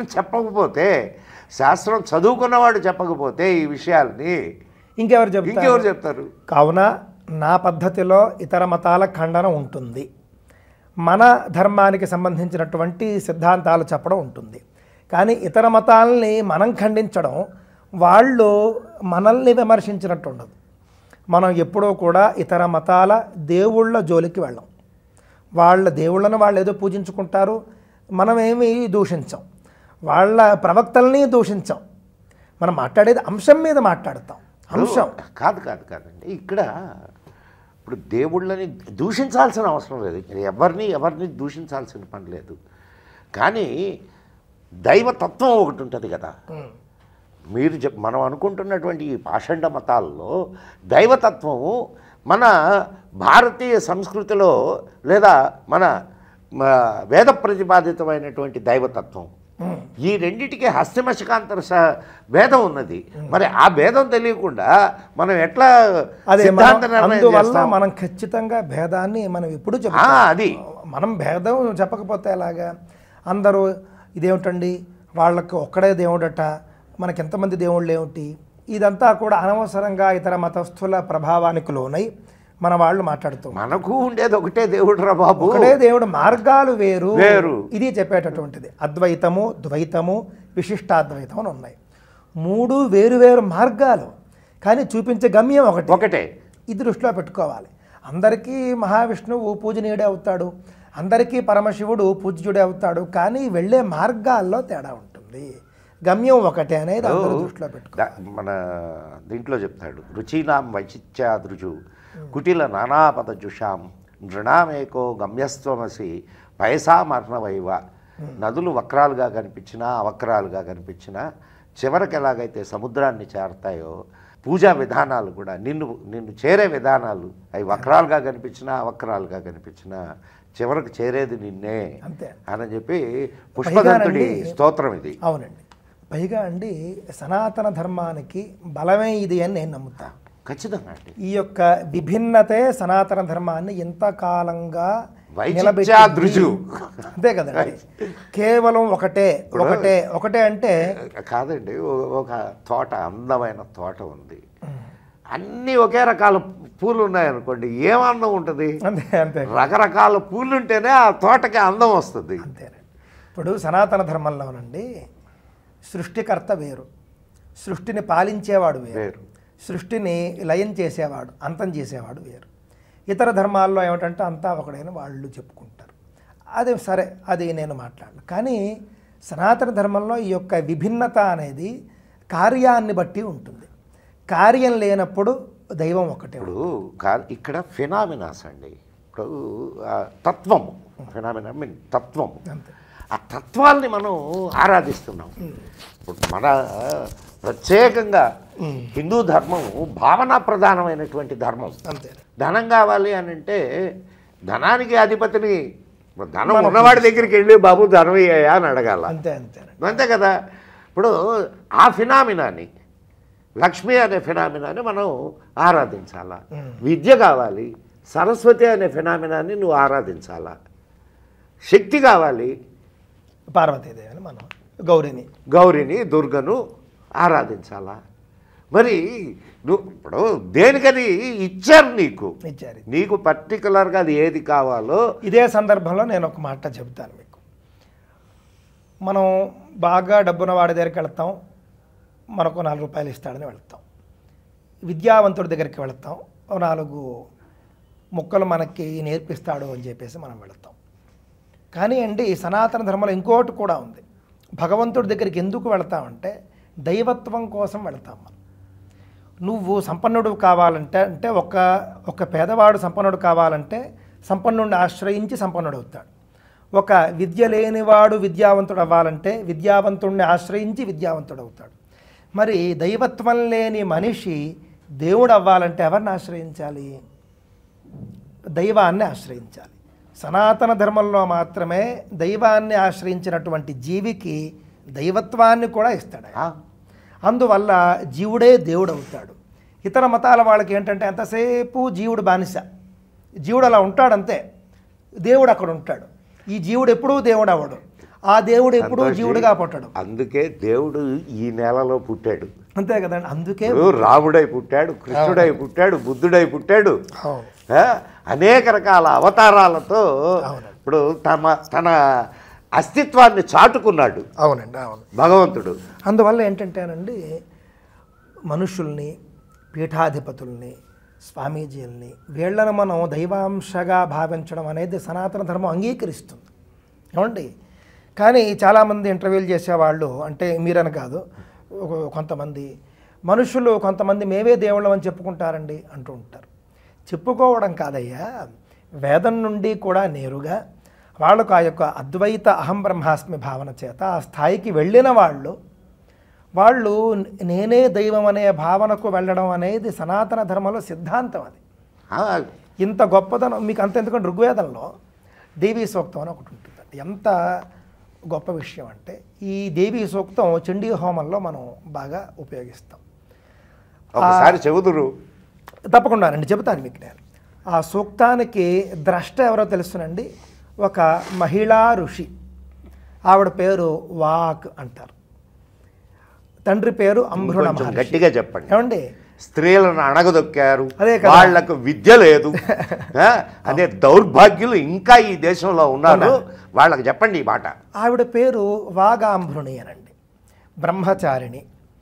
చాలా కాలం తపస్సు చేసి ఆవిడ బ్రహ్మజ్ఞాని అయిపోయింది. ఎప్పుడైతే బ్రహ్మజ్ఞాని అయిపోయిందో అలాగా ఆవిడ పద్మాసనంలో కూర్చుని ఒక సూక్తాన్ని దర్శించి పఠించింది ఆవిడ. అది దేవీ సూక్తం. ఏమని పఠిస్తోందో చూడండి. అహం రుద్రేభిర్వసుభిశ్చరామ్యహమా ఆదిత్యైరుత విశ్వదేవై అహం మిత్రావరుణోభా బిభర్మ్యహమింద్రాగ్ని అహమశ్వినోభా. నేనే 11 రుద్రులతోనూ కూడా నేను కలిసి సంచరిస్తూ ఉన్నాను. నేనే వాళ్లకు శక్తినిస్తూ ఉన్నాను. ఏమండి? అలాగే 12 ఆదిత్యుల్ని నేనే శక్తిమంతుల్ని చేస్తూ ఉన్నాను. ఈ విధంగా మొత్తం చరాచర జీవరాశికి నేనే కారణం అని ఒక మహిళా ఋషి దర్శించి చెబుతూ ఉన్నది. ఆవిడ పరాశక్తి స్వరూపిణిగా భావించి చెబుతూ ఉన్నది. అంటే భావించడం కాదు, మీరు నేను అయితే భావించాలి. ఆవిడ భావన కాదు, అనుభవించి చెబుతూ ఉన్నది. ఏమండి? ఎంత గొప్పగా జీవుడే దేవుడు అవ్వడం అనేది హిందూ ధర్మంలో మాత్రమే ఉన్నది. దృష్టిలో పెట్టుకోండి. ఇది హిందూ ధర్మం యొక్క గొప్పదనం. ఇంతటి అద్భుతమైన ఇతర మతాల్లో అసలు నువ్వు ఎంత గింజుకున్నా నువ్వు దేవుడు అవ్వలేవు. నేను దేవుడిని అంటే వేసేస్తారు. నేను దేవుడు అవ్వడం అటు పక్కన పెట్టండి, కనీసం ప్రవక్త కూడా కాలేరు. అంతేనండి. మీరు ఇంకొక ప్రవక్త ఉన్నాడు వస్తాడు అని చెప్తే కూడా వాళ్ళు ఒప్పుకోరు. కానీ సనాతన ధర్మంలో అలా లేదు. సాధనాత్ సాధ్యతే సర్వం. సాధనతో ఏదైనా సాధించవచ్చు. మీకు ఇంకొక చిన్న కథ ఒకటి చెబుతానండి మీకు. పరమశివుడు అలాగే పార్వతీదేవి వీళ్ళిద్దరూ కైలాసంలో ఆ చుట్టుపక్కల మానస సరోవరం అవన్నీ సంచరిస్తూ ఉంటారు. వీళ్ళ మధ్య ఒకసారి సనత్కుమారుడు అనే మహర్షి గురించినటువంటి చర్చ వచ్చింది. సనత్కుమారుడు గొప్పదనాన్ని పరమశివుడు పార్వతికి చెబుతూ ఉన్నాడు. చెబుతూ ఉంటే, ఇంత గొప్పవాడిని ఒక్కసారి నాకు చూపించవయ్యా నువ్వు అని అంటేనేమో, సరే నేను చూపిస్తాను, కానీ నేను ఉన్న స్థితిలో నువ్వు ఉండగలిగితేనే నువ్వు ఆయన్ని చూసి సంతోషంగా ఉండగలుగుతావు. మనం ఇద్దరూ వెళ్ళిన తర్వాత ఆయన తపస్సులో ఉంటాడు. పార్వతీ పరమేశ్వరులు వచ్చారు అని లేచి నించోడాలు, అర్ఘ్యపాద్యాలు ఇవ్వడాలు, ఆసనాలు ఇచ్చి కూర్చోబెట్టడాలు ఇవేమీ చేయడు ఆయన. మరి నువ్వు నొచ్చుకోకూడదు అని అంటాడు ఆయన. నేనేమీ నొచ్చుకోను, నువ్వు దయచేసి నన్ను తీసుకెళ్ళండి అంటే పార్వతీదేవిని సనత్కుమారుడు తపస్సు చేసే చోటికి తీసుకెళ్తాడు ఆయన. ఆయన ధ్యానంలో తపస్సులో ఉంటాడు, అలాగే ఉంటాడు. ఎదురుగుండా వచ్చినా ఆయన ఏం పట్టించుకోడు. అంటే వచ్చారు అని చెప్పి తెలుస్తుంది, కానీ ఆయన ఏమీ పట్టించుకోడు. చాలాసేపు వీళ్ళు ఒకరినొకరు, ఆయన కళ్ళు మూసుకుని ఉంటాడు, వీళ్ళు కళ్ళు తెరిచి సనత్కుమార మహర్షిని చూస్తూ ఉంటారు. ఆయన లేవడం, ఇప్పుడు మాట్లాడిద్దామంటే అవ్వదు. చాలాసేపు గడిచిపోతుంది. పార్వతీదేవి అంటుంది, ఒక్కసారి ఆయన్ని సమాధి నుండి లేపండి, కాసేపు మాట్లాడతాను అని చెప్పి అంటే, లేపితే ఆయన మనల్ని గుర్తించకపోతే నువ్వు బాధపడతావు అని చెప్పేసి అని అంటే, లేదు లేదు నేనేమనుకోను అని అంటే ఆయన కాస్త లేపుతాడు. కళ్ళు తెరిచి చూస్తాడు. ఆయన చూస్తే పార్వతీదేవి పరమశివుడు ఇద్దరు ఉంటారు. ఆయనకేమీ పెద్దగా కొత్తగా అనిపించదు. ఆయన ఏమీ ఇంకో మాట మాట్లాడో పట్టించుకోడు, ఏమీ చేయడు. అప్పుడు పరమశివుడు, ఆయన పరమాత్మ, కోపాన్ని నటిస్తాడు. నటించి అంటాడు, ఇంతటి వాణ్ణి నేను వచ్చాను, జగతఃపితరో వందే పార్వతీ పరమేశ్వరం అంటారు కదా, నీకు కూడా తల్లిదండ్రులు మా అంతటి వాళ్ళం కదా, మమ్మల్ని గౌరవించవా నువ్వు అని చెప్పేసి ఆయన కొంచెం కోపం నటిస్తాడు. నటించినా కూడా ఏం మాట్లాడ్డా ఆయన, నువ్వు మమ్మల్ని అవమానించావు, నిన్ను నేను శపిస్తానంటాడు ఆయన పరమశివుడు. అయినా మాట్లాడు, అంటే సరే శపించుకో అన్నట్లుగా ఉంటాడు ఆయన. అప్పుడు ఆయనకు అనిపిస్తుంది, అంటే ఆయన చెబుతాడు, అంటే ఈ యొక్క సనత్కుమారుడు నేను వేరు శివుడు వేరు అనే భావనలో లేడు అసలు. ఆయన నేను ఆయన ఒకటే, ఆయనే నేను నేనే ఆయన అనేటటువంటి భావనలో ఉన్నాడు. ఆయన ఉత్కృష్టమైన ఉత్తమమైన భావనలో ఉన్నాడు. అందుకే ఆయన నుండి ఎలాంటి స్పందన లేదు. అది పరమశివుడు చిట్ట చివరిలో చెప్పడం కోసం, లోకానికి చెప్పడం కోసం శపిస్తాను అంటాడు. శపించుకో అన్నట్లుగా వదిలేస్తాడు. అప్పుడు వరం ఇస్తానంటాడు ఆయన. సరే శాపం తీసుకోవట్లేదు, నీ యొక్క ఉత్కృష్ట స్థితి నాకు నచ్చింది, నేను నీకు వరం ఇస్తాను తీసుకో అని అంటాడు. వరం నేను కోరలేదు కదా, వద్దు నాకు అని అంటాడు ఆయన. నేను కోరితేనే కదా వాళ్ళు, నువ్వు కోరకుండా ఎందుకు ఇస్తావు, అందువల్ల నాకేం అక్కర్లేదు అంటాడు ఆయన. వరం అంటే ఐక్యభావం. ఇప్పుడు మనం ఉపవాసంతో ఉంటాం, మనకి ఆకలి వేస్తోంది అని మెదడు చెబుతుంది, కానీ మనస్సు నేను ఉపవాసంలో ఉన్నాను తినవద్దు అని చెబుతుంది.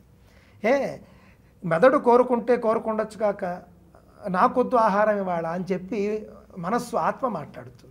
అదేవిధంగా వరం నువ్వు ఇస్తానన్నా నాకు అక్కర్లేదయ్యా అని అంటాడు ఆయన. ఆ విధమైన అద్భుతమైన చర్చ జరిగిన తర్వాత పరమశివుడు అంటాడు, సరే సరేలేవయ్యా, నువ్వే నాకు వరం ఇవ్వు పోని అంటాడు ఆయన. ఎంత గొప్పదనం చూడండి. సాక్షాత్తు పరమాత్మ వచ్చి నువ్వు నాకు వరం ఇవ్వు అని జీవుణ్ణి కోరడం ఏమిటి, భక్తుణ్ణి కోరడం ఏమిటి? అక్కడ జీవుడు ఎక్కడున్నాడు అసలు? అంటే సనాతన ధర్మంలో తప్ప ఇది ఇంకొక చోట ఉండదు. అప్పుడేమంటాడంటే ఆయన, తప్పకుండా దేహి అన్నవాడికి ఇవ్వడం అనేది సనాతన ధర్మం. నువ్వు నన్ను వరం కోరుతున్నావు, నేను ఇస్తాను తీసుకో అంటాడు ఆయన. అప్పుడేమిటి వరం అని అంటే, నువ్వు నాకు కుమారుడుగా జన్మించాలి అని పరమశివుడు కోరతాడు ఆయన్ని. అప్పుడు తథాస్తు అంటాడు ఆయన.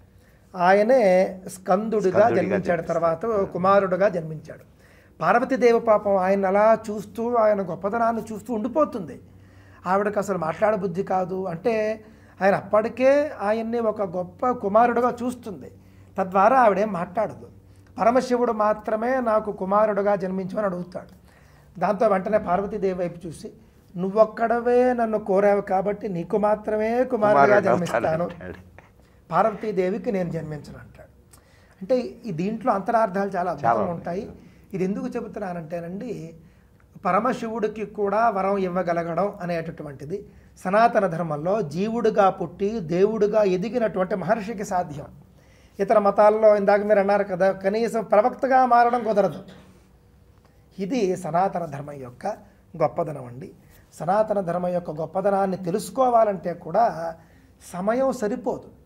నేను ఇంత తెలుసుకున్నాను ఇంతేననుకోవద్దు ఎవరు. అలా ప్రయత్నం చేస్తూనే ఉండండి. కొంత నేర్చుకుని ఇంతే అర్థమయ్యి మాకు నచ్చలేదు ఇలాంటివన్నీ కూడా మనకు కుదరదు. ఇది ఒక మహాసముద్రం లాంటిది.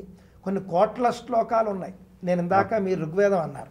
నేను అధ్యయనం చేసినటువంటి ఋగ్వేదంలో సంహితలో 10,552 మంత్రాలు ఉంటాయి ఏమండి. అలాగే ఇదేది సంహిత మాత్రమే. మళ్ళీ పదం, క్రమం, జట, ఘన ఇలా చేసుకుంటూ ఉంటే మనం రెట్టింపులైపోతుంటాయి. ఘన దగ్గరకు వచ్చేసరికి ఈ 10,552 మంత్రాలు 13తో గుణించాలి మనం. అప్పుడు మనకు దాదాపుగా 1,30,000 మంత్రాలతో సమానం ఘన. ఆ ఘన అనేటటువంటిది మళ్ళీ మెదడుకు మేత. ఎలా పెడితే అలా చెప్పడానికి కుదరదు. చాలా అద్భుతమైనటువంటి ఒక ప్రక్రియ. మళ్ళీ జట, మాల, శిఖ, రేఖ, ధ్వజ, దండ, రథ, ఘన 8వది. ఇంత ఇవి మాత్రమే కాకుండా మళ్ళీ మనకు బ్రాహ్మణము, ఆరణ్యకము, 6 అంగములు, అలాగే మళ్ళీ లక్షణ శాస్త్రాలు, శిక్షలు, రామాయణం, భారతం, భాగవతం, 18 పురాణాలు. ఇవి మాత్రమే కాకుండా మళ్ళీ శంకర భగవత్పాదాచార్యులు, భగవద్ రామానుజులు, అదేవిధంగా భగవన్ మధ్వాచార్యులు, వీళ్ళంతా కూడా మతత్రయ ఆచార్యులు చెప్పినటువంటి గ్రంథాలు, వాళ్ళంతా కూడా రచించినటువంటి భాష్యాలు, సిద్ధాంతాలు ఎన్ని ఉన్నాయి. అద్భుతమైన స్తోత్రాలు ఎన్ని కోట్లు, మీ కోట్లకు వెళ్ళిపోతాయి. రామాయణం 24,000 శ్లోకాలు అంటాం మనం. కానీ రామాయణంలో సందర్భోచితంగా కొంత మాత్రమే చెప్పి రామాయణంలో వాల్మీకి రామాయణంలో చెప్పినటువంటిది మహారామాయణం అని ఇంకొకటి ఉంటుంది. యోగ వాసిష్టం అని పేరు దానికి. యోగ వాసిష్టం మళ్ళీ 32,000 శ్లోకాలు. ఈ విధంగా చెప్పుకుంటూ వస్తేనండి సనాతన ధర్మం కొన్ని కోట్ల శ్లోకాలు. బుర్రన్నవాడెవడైనా లిపి లేకుండా ఇన్ని గ్రంథాలు ఉద్భవిస్తాయా? కాళిదాసు రచించాడు, లేకపోతే శంకర భగవత్పాదాచార్యులు వారు భాష్య రచన చేశారు అని అంటే వీళ్ళు ఏ విధంగా చేసి ఉంటారు? శంకరులు ఎక్కడైనా వారు కేరళలో పుట్టారు కాబట్టి మలయాళంలోనే వారు సిద్ధాంతం రాశారని ఎవరైనా చెప్పగలుగుతారా అండి? ఆ విధంగా మనం చెప్పుకుంటూ పోతేనండి గొప్ప గొప్ప. ఇప్పుడు మీరు ఒక్కసారి చూడండి, మీరు ఇందాక అన్నారు కనీసం ప్రవక్త అవ్వడం కూడా సాధ్యం కాదని. సనాతన ధర్మంలో 3 ఆచార్యులు, 3 కూడా ఆయా ఆచార్యుల శిష్యులు, ఆ మత అనుయాయులు ఎవరైతే ఉన్నారో 3 కూడా దైవస్వరూపులుగానే భావిస్తారు. శంకరుల్ని మనం శంకర సాక్షాత్ అంటాం. ఆ విధంగానండి సనాతన ధర్మంలో ఆచార్యులు సాక్షాత్తు భగవత్ స్వరూపులుగా భావిస్తాం మనం. శంకరుల్ని మనమేమో సాక్షాత్తు అపర శివుడు అని చెప్పి మనం అంటాం. రామానుజాచార్యులనేమో మహావిష్ణువుగా భావిస్తారు. ఆయన ఆదిశేషు అవతారంగా కూడా భావిస్తారు. మధ్వాచార్యుల్ని చూస్తే కనుక వాయుదేవుడు అవతారంగా వాళ్ళు భావిస్తారు. మొత్తం మీద అందరూ కూడా దైవాంశ సంభూతులుగానే మనం భావిస్తాం. ఇతర మతాలకు అలాంటి అవకాశం లేదు కదండి. వాళ్ళకి వేరే దేవుడు లేరు అంతే. వాళ్ళకి మత ఆచార్యుడు కూడా కేవలం ఆచార్యుడు అంతే. ఆచార్యుడికి దైవత్వం ఉండదు. కానీ సనాతన ధర్మంలో తల్లికి దైవత్వం ఉంటుంది, తండ్రికి దైవత్వం ఉంటుంది, ఆచార్యుడికి దైవత్వం ఉంటుంది, అతిథికి కూడా దైవత్వం ఉంటుంది. ఇది సనాతన ధర్మం యొక్క గొప్పదనం. చాలా అద్భుతమైన ఇదండి. ఒక చిన్న ఇప్పుడు అంటే మీరు ఎట్లాగో ఆచార్యుడు అనే మాట వాడారు. కొంతమంది ఆచార్యులు మా ఆచార్యుడే గొప్ప, ఇక ఏ ఆచార్యుడికి జగద్గురు అనే పదం ఇది కాదు అనేటటువంటి మాటలు వచ్చినాయి. అంతేకాకుండా అందరికీ శ్రద్ధా కేంద్రం అయినటువంటి కొన్ని పుణ్యక్షేత్రాల విషయంలోనూ రామాయణం విషయంలోనూ చాలా విపరీతార్థాలతో మాట్లాడుతున్నారు. ఇప్పుడు మా పూజనీయులు కానీ జాతిని విడదీసేటటువంటి శివ వైష్ణవ వేదాలను సృష్టించడం అనేది ఎంతవరకు సబబు? ఇప్పుడండి నేనేమంటానంటే, మీరు విష్ణు భక్తులు అనుకోండి, విష్ణువే దేవాధిదేవుడు అని మీరు పూజించండి, తప్పేం లేదు. కానీ ఈ ఫలానా ఆయన కాదు అని చెప్పడం దేనికి? విష్ణువే దేవాధిదేవుడు, అంతవరకు చాలా అద్భుతంగా ఉంది. విష్ణువే సర్వానికి సృష్టికర్త, విష్ణువే పాలకుడు, విష్ణువే అన్ని, అద్భుతంగా ఉంది. నాకు చాలా సంతోషంగా ఉంది. శివుడు కాడు అని చెప్పడం దేనికి? ఏమండి, శివుడే దేవాధిదేవుడు, శివుడే గొప్ప, అద్భుతంగా ఉంది. విష్ణువు కాడు అని చెప్పడం దేనికి? అంటే ఇలా చెప్పేవాళ్ళు మనకి లేరులేండి. ఈ విధంగా చెప్పడం అనేటటువంటిది సంకుచిత స్వభావం. హిందువుల్ని ఈ యొక్క వాదన విడదీస్తుందే తప్ప కలపదండి. ఇది అనేక శతాబ్దాలుగా భారతదేశంలో మనకు కనిపిస్తోందండి. భారతదేశంలో ఈ యొక్క శైవ వైష్ణవ గొడవలు అనేవి చాలా కాలంగా ఉన్నాయి.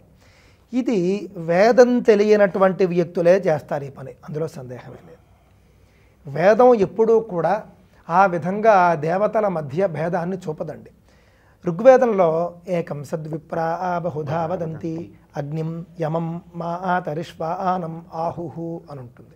ఏకం అంటే ఒకే పరమాత్మను, సద్విప్రాహ విద్వాంసులు, బహుధా వదంతి రకరకాలుగా చెబుతారు. ఒకరు అగ్ని అంటారు, ఒకరేమో ఇంద్రుడు అంటారు, ఒకరేమో యముడు అంటారు, సూర్యుడు అంటారు, విష్ణువు అంటారు, శివుడు అంటారు. వేదమే చెబుతోంది కదా. మరి అలాంటి వేదవాక్యాన్ని పక్కన పెట్టేసి, అలాంటి వేదవాక్యాన్ని పక్కన పెట్టి మా దేవుడు గొప్ప, మా దేవుడు మాత్రమే గొప్ప వరకు తప్పులేదు, మా దేవుడు మాత్రమే కూడా ఇబ్బంది లేదు, ఇంకొకడు కాడు అని వద్దు అని అంటున్నారు అన్నమాట. ఇంకొకడు, ఇదేంటంటే హిందువుల్లో అనవసరమైనటువంటి విభజనకు దారితీస్తుంది. ఇది సనాతన ధర్మానికి ఏమాత్రము కూడా శ్రేయస్కరం కాదు. ఈ విధంగా మనం చేసుకునేటటువంటి వాదోపవాదాలు ఇతర మతస్థులు ఉపయోగించుకుంటారు. అందరూ పూజ్యులే, వారేమీ ఆ మాట అన్నంత మాత్రాన పూజ్యులు కాకుండా పోరు. కాకపోతే వారైనా ఆలోచించవలసినటువంటి అవసరం ఉన్నది. వారైనా చెప్పవలసినటువంటి అలాంటి విషయాలు మీడియాల్లో వచ్చి జనబాహుళ్యంలోకి వెళ్ళేట్లుగా వారు ప్రవచించడం అనేది అంత పర్సనల్, మనకు కొన్ని భావాలు ఉంటాయి, పర్సనల్ అభిప్రాయాలు ఉంటాయి, ఉంచండి.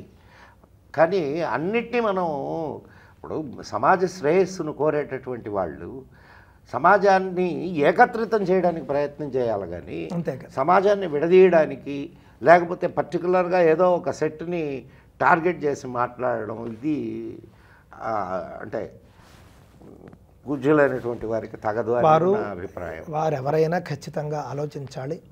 అలాగే వారికి మన వాళ్ళు చెప్పే పక్షంలో కూడా సంయమనం పాటించాలి. కాషాయ దండ మాత్రేణ యతి పూజ్యో న సంశయ అని శాస్త్రం చెప్పినట్లుగా కాషాయ వస్త్రం, దండము ఇవన్నీ ధరించినటువంటి యతీశ్వరులు, పైగా వారు గొప్ప నియమనిష్టలు పాటిస్తారు. మంచి సన్యాసి, అందులో ఎలాంటి సందేహం లేదు. అయ్యో, అలాంటి ఇప్పుడు ఈ మాట అన్నందువల్ల వారి గొప్పతనాన్ని అంటే నేను మిమ్మల్ని అని కాదు, అంటే మొత్తం మీద మనం చర్చ అంశం మీద చేయాలి. అది సిద్ధాంతం ఎంత గట్టిగానైనా చెప్పండి, వ్యక్తుల జోలికి వెళ్ళకండి, వ్యక్తిని దూషించడం వద్దు, అంశం చెప్పండి. ఆయన ఇలా అన్నారండి, ఇది బాగోలేదు, ఓకే, కానీ అలా అన్నాడు అని అన్నారు అని ఆ అంశాన్ని వదిలేసి అన్న వ్యక్తిని ద్వేషిస్తే తప్పు కదండి. అందువల్ల సిద్ధాంతపరంగానే మాట్లాడాలా, సిద్ధాంతపరంగా మాట్లాడదాం మనం. ఏది ఏమైనప్పటికీ కూడా సమాజం బాగుండాలి అని అంటే నీ దేవుణ్ణి నువ్వు ఎంత గొప్ప అని చెప్పుకుని పూజించినా తప్పులేదు. వేరే వాళ్ళు పూజించేటటువంటి దేవుణ్ణి మాత్రం ఆయన పూజార్హుడు కాడు, ఆయన అమంగళుడు, ఆయన ఇంకోటి అని చెప్పడం తప్పు. ఇది ఎవ్వరైనా కూడా, ఇది ఎవ్వరు చేసినా ఇది తప్పేనండి. ఇది ఎవ్వరు చేసినా కూడా హిందువుల్ని విభజించేటటువంటి వాదన ఇది, విభజన వాదం ఇది. హిందూ ధర్మం యొక్క శ్రేయస్సు కోరేటటువంటి ఏ వ్యక్తి ఈ పని చేయకూడదండి. ఇది నా యొక్క స్పష్టమైనటువంటి అభిప్రాయం. జగద్గురువులు విషయానికి వస్తే కనుక, జగద్గురువు మన ఆచార్యుడు జగద్గురువు అని మనం చెప్పుకోవడంలో తప్పు లేదు. వేరే ఆచార్యులు ఎవ్వరూ జగద్గురువులు కాదు, మా ఆచార్యుడు మాత్రమే జగద్గురువు అనడం తప్పు. మనకు 3 జగద్గురువులు మనకు కనిపిస్తున్నారు ఇప్పుడు. ఏమండి, శంకర భగవత్పాదాచార్యులు జగద్గురువు, రామానుజాచార్యులు జగద్గురువు, మధ్వాచార్యులు జగద్గురువు. ఈ విధంగా ముగ్గురు భగవత్పాదులే, 3 జగద్గురువులే. ఏమిటి తప్పే ఉంది దీంట్లో? ఇంకొక 10 మంది జగద్గురువులు వస్తే మాత్రం తప్పేమిట? అసలు జగద్గురు శబ్దానికి అర్థం ఏమిటో చెప్పమంటారండి? ఓసారి శృంగేరి జగద్గురువుల వద్దకు ఒక ఆయన ఫారినర్ వచ్చేటండి. వచ్చి మీరు జగద్గురు అని చెప్పి మీ పేరు ముందు వేసుకున్నారు మీరు, మేమేమో ఎక్కడి నుంచో వచ్చాము, అమెరికాలో ఎక్కడో ఉంటాము, మేము నార్త్ అమెరికాలో ఉంటాము, మాకు మీకు సంబంధం లేదు, మీ బోధనలో మాకు అక్కర్లేదు, మీరు జగద్గురువు అని చెప్పుకున్న మాకు కూడా మీరే గురువు అని ఎలా చెప్పుకుంటారు అని చెప్పి అన్నాడండి అతను. ఆయన చెప్పాడు, అయ్యా జగద్గురువు అంటే నువ్వు చెప్పుకున్నట్టు కాదయ్యా, జగత్తులో ఉన్న ప్రతి వ్యక్తికి నేనే గురువుని అని నేను చెప్పటం లేదు.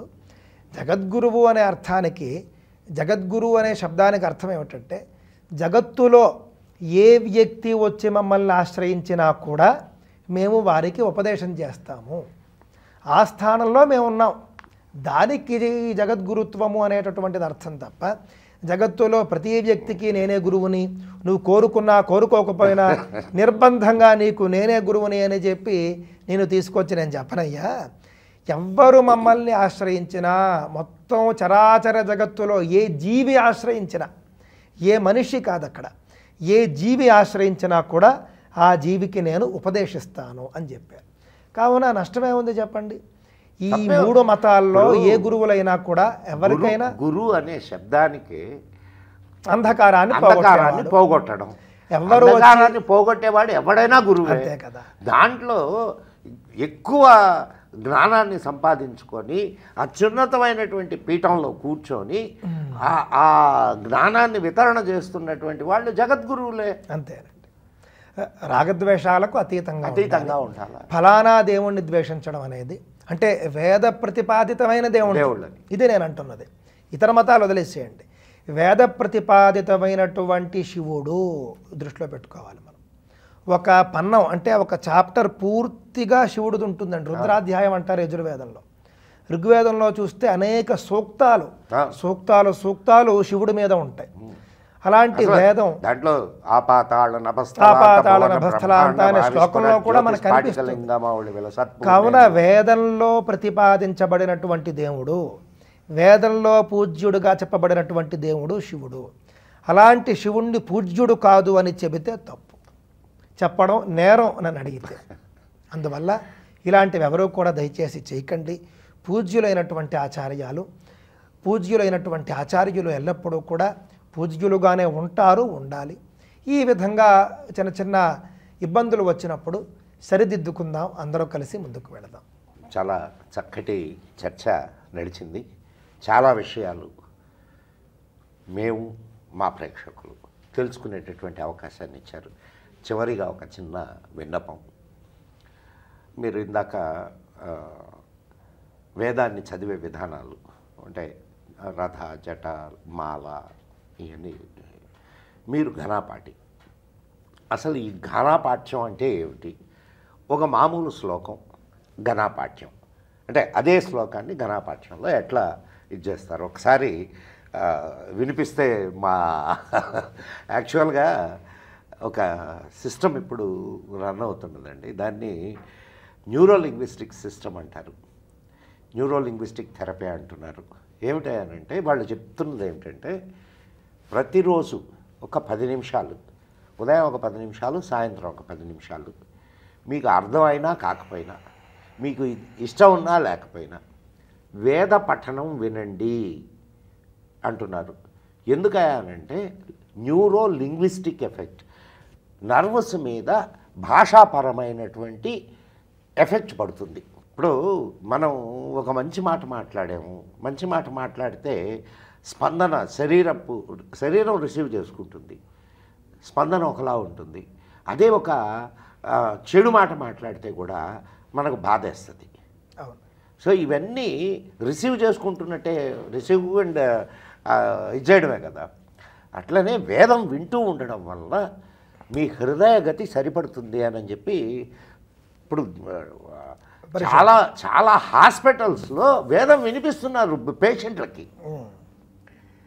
సో ఇది కాబట్టి ఒకసారి మీ ద్వారా ఘనాపాఠ్యం వింటే బాగుంటుంది అని. తప్పకుండానండి. ఘన అనేటటువంటిది ఎన్నో దశ అనేది నేను మీకు ముందు చెబుతాను. మొట్టమొదట వేదంలో ఉండేటటువంటిది సంహిత అంటారు. సంహిత అంటే మంత్రభాగం కలిసి ఉండేది అని. రామాయ రామభద్రాయ రామచంద్రాయ వేధసే రఘునాథాయ నాథాయ సీతాయాః పతయే నమః ఉందండి. ఇది సంహిత. నేను రామభద్రాయ రామచంద్రాయ వేధసే రఘునాథాయ నాథాయ సీతాయాః పతయే నమః అని అనుకోండి. దీనికి సంహిత అని పేరు. అంటే పదాలు కలిసి ఉండేది. ఇది వేదంలో మొదటి దశ అండి. ఇది అధ్యయనం చేయడానికి 6 సంవత్సరాలు పడుతుంది. రెండవ దశ పదపాఠము అని ఉంటుంది. దానిని ఇదే శ్లోకాన్ని మనం తీసుకుంటే రామాయ రామభద్రాయ రామచంద్రాయ వేధసే రఘునాథాయ నాథాయ సీతాయాః పతయే నమః. ఈ విధంగా శ్లోకాన్ని ఒక్కొక్క పదము విడదీస్తే కనుక దానికి పదపాఠము అని పేరు. ఇది 2 సంవత్సరాలు అధ్యయనం చేయాలి. దాని తర్వాత క్రమము అంటారండి. అది ఏ విధంగా ఉంటుందంటే క్రమం నుండి పదాలకు అంకెలు ఇవ్వడం అనేది మొదలవుతుంది. Numbering system. ఇప్పుడు ఈ యొక్క రాముడి శ్లోకంలో రామాయ 1 అంకె, రామభద్రాయ 2, రామచంద్రాయ 3, వేధసే 4, మళ్ళీ రఘునాథాయ 1, నాథాయ 2, సీతాయాః 3, పతయే 4, నమః 5. కావున ఒక్కొక్క పదానికి మనం ఒక్కొక్క అంకెలు ఇచ్చేసామండి. క్రమం నుండి ఎలా చెప్పాలట, క్రమానికి ఒక ఫార్ములా ఉంటుంది. ఆ ఫార్ములా ఏమిటి అని అంటే క్రమోద్వాభ్యాం అభిక్రమ్య అని చెప్పడం ద్వారా మన భాషలో చెప్పాలంటే 1 2, 2 3, 3 4, 4 5. ఈ విధంగా వాక్యంలో ఎన్ని పదాలు ఉంటే అన్నీ వెళతాయి. ఉదాహరణకు రామాయ రామభద్రాయ రామభద్రాయ రామచంద్రాయ రామచంద్రాయ వేధసే రఘునాథాయ నాథాయ నాథాయ సీతాయాః సీతాయాః పతయే పతయే నమః అని ఉంటుందండి. ఇది క్రమము అని పేరు. జట దగ్గరికి వచ్చేసరికి ఏమవుతుందంటే 8 వికృతులు నేను ఇప్పుడు మీకు వివరించడం కష్టమే. కానీ 8 వికృతుల్లో మీకు ఘన మాత్రం నేను మీకు చెప్తాను. అది ఘన. క్రమం తరువాత అంటే క్రమం మనకి 3వ దశ అని నేను చెప్పాను.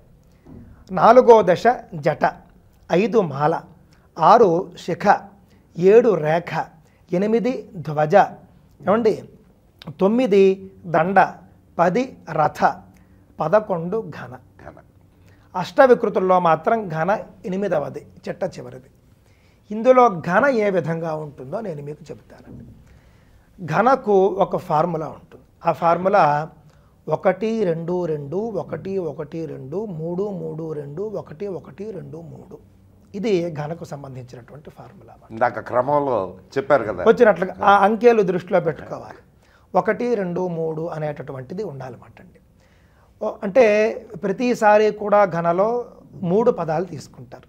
తీసుకుని చక్కగా రామ శ్లోకంలో మనం తీసుకుంటే 1 2 3 పదాలు తీసుకోవాలి. రామాయ రామభద్రాయ రామచంద్రాయ.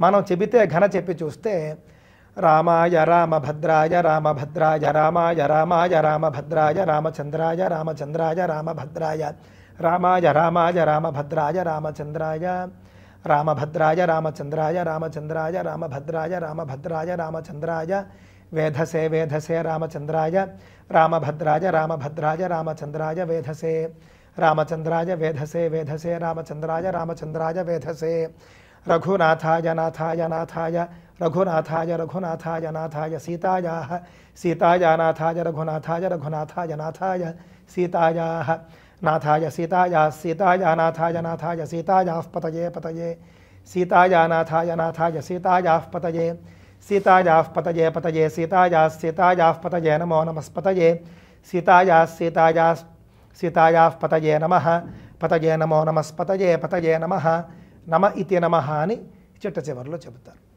ఈ విధంగా ఈ శ్లోకానికి ఘన చెబితే ఇలా ఉంటుంది. అంటే ఒక్కొక్క పదము కూడా దాదాపుగా 13 సార్లు ఉచ్చరింపబడుతుంది. అక్కడ మనం చూసుకుంటే ఈ ఘన అనేటటువంటిది ఈ విధంగా ఉంటుంది. ఒక శ్లోకం నేను ఘన చెప్పడం ఎంతసేపు పట్టిందో మీరు చూసుంటారు.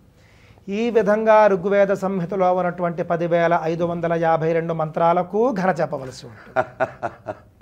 ఇప్పుడు మనం చెప్పుకున్న రామశ్లోకం అనుష్ఠుప్ ఛందస్సు కాబట్టి ఇందులో కేవలం 36 అక్షరాలే ఉంటాయి కాబట్టి ఇది 32 అక్షరాలు మాత్రమే ఉంటాయి కాబట్టి ఇది మనకు త్వరగా తేమిలింది.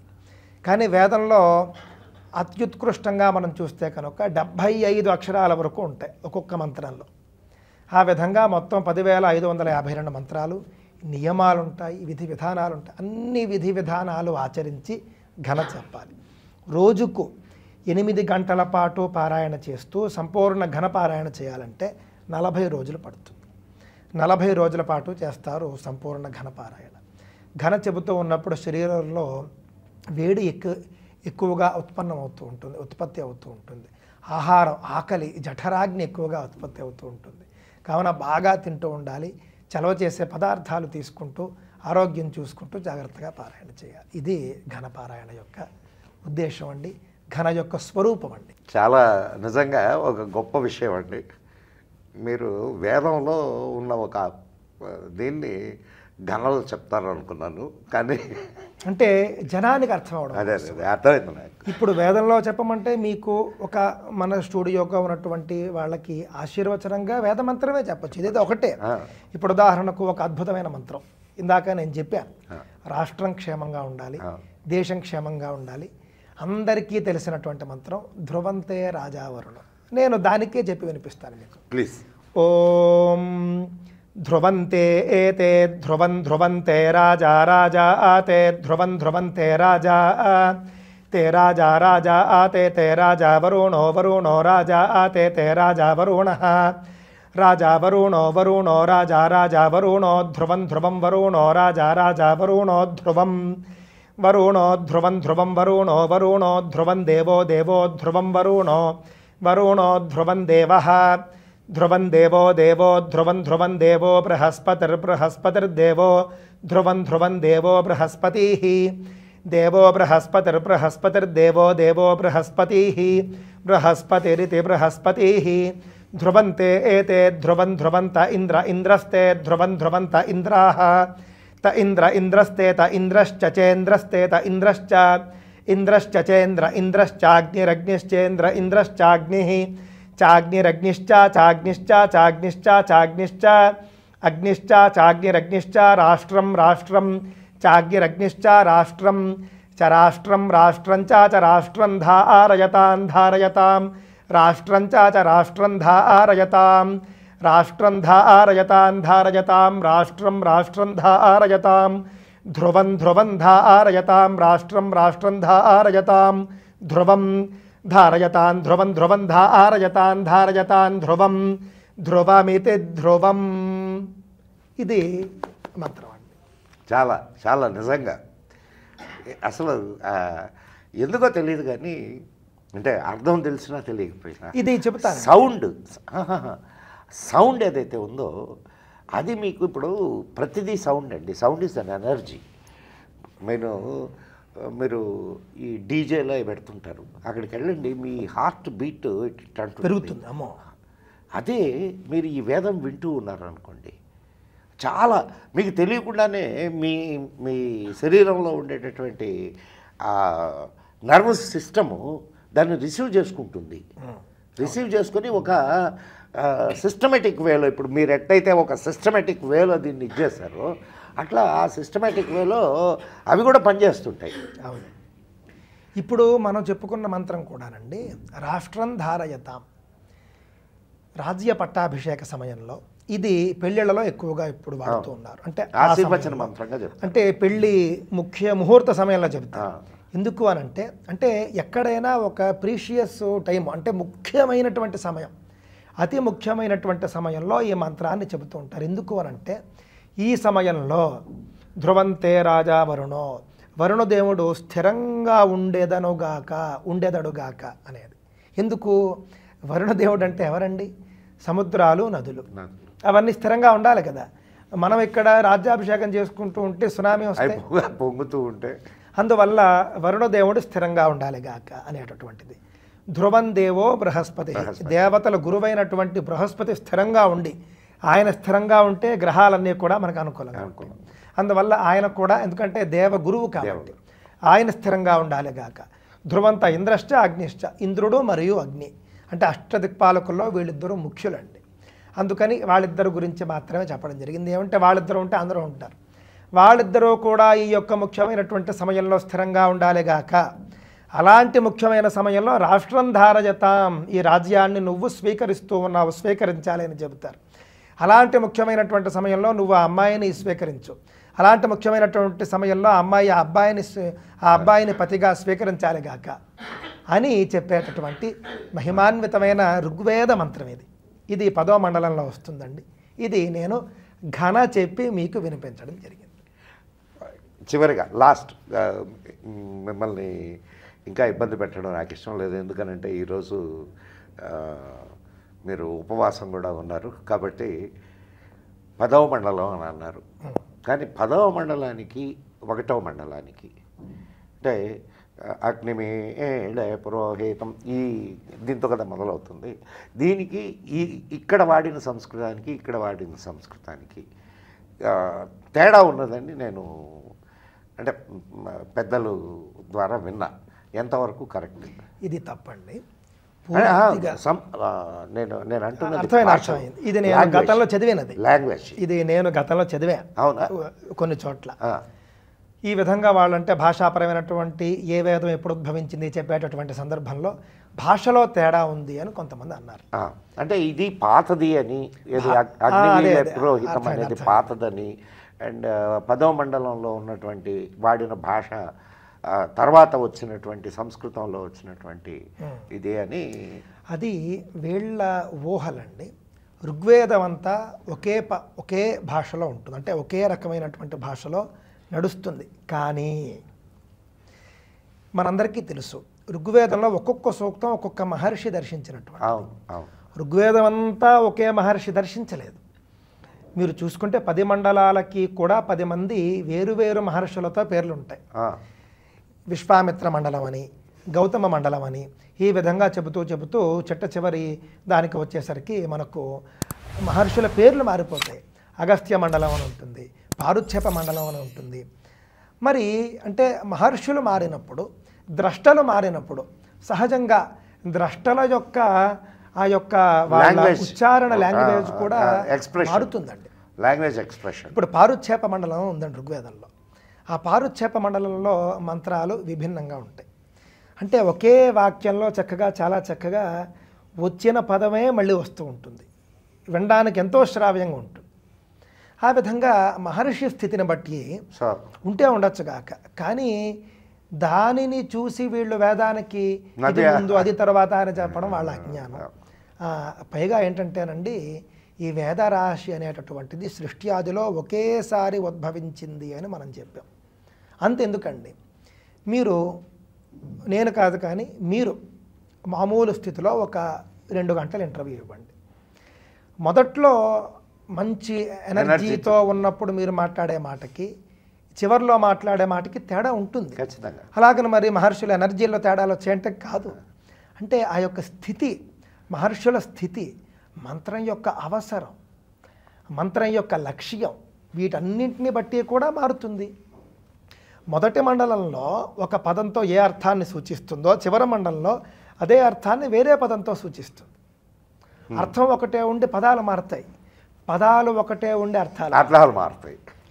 మీరు అలా అన్నారు కాబట్టి చెబుతాను. చాలా అద్భుతమైన సంస్కృతిని, భాషని, వీటిని పోగొట్టుకున్నాము. అంతే కదండి. ఇప్పుడు ఇంగ్లీష్లో అనండి వాటర్, నీళ్లు అని చెప్పాలంటే వాటర్ తప్ప ఇంకోటి చెప్పలేరు మీరు. H2O అనే తర్వాత తెచ్చుకున్నారు వీళ్ళు, అదేమి అది సైంటిఫిక్ నేమ్. కావున వాటర్ తప్ప ఇంకో పదం లేదు. మీరు సంస్కృతంలో మీకు ఎన్ని పదాలు కావాలి? అలా ఉంటుంది ఏమండి. ఒక భాషా నిఘంటువు ఆపహ, అంతే కదా. ఆపహ జలం, వారి, నేరం, ఇవన్నీ కూడా కొన్ని సందర్భాల్లో పయహ కూడా నీళ్లకు. ఈ విధంగా మీరు చూసుకుంటూ మనం చెప్పుకుంటూ వెళితే కనుక అనేక పదాలు. ఏనుగుకి సంబంధించి ఎలిఫెంట్ తప్ప ఇంకోటి లేదు ఇంగ్లీష్లో, కానీ సంస్కృతంలో అసలు ఒక్కొక్క పదానికి నిఘంటువు అద్భుతమైన. అంటే ఈ భాష ఎందుకు ఈ స్థాయిలో అభివృద్ధి చెందింది అని అంటేనండి, దానికి ఛందస్సు కారణం. ఛందస్సులు అందుకే పెట్టారు. భాష ఎప్పుడూ కూడా అభివృద్ధి చెందుతుంది. ఎందుకంటే అక్కడ ఆ పదాన్ని ఒక అక్షరంలోనే చెప్పాలి, ఆ అర్థాన్ని. అక్కడ అప్పుడు ఒక అక్షర పదాన్నే వాడుకుంటారు. అక్కడ 2 అక్షరాలే కావాలి, అక్కడ 2 అక్షరాల పదాన్ని వాడుకుంటారు.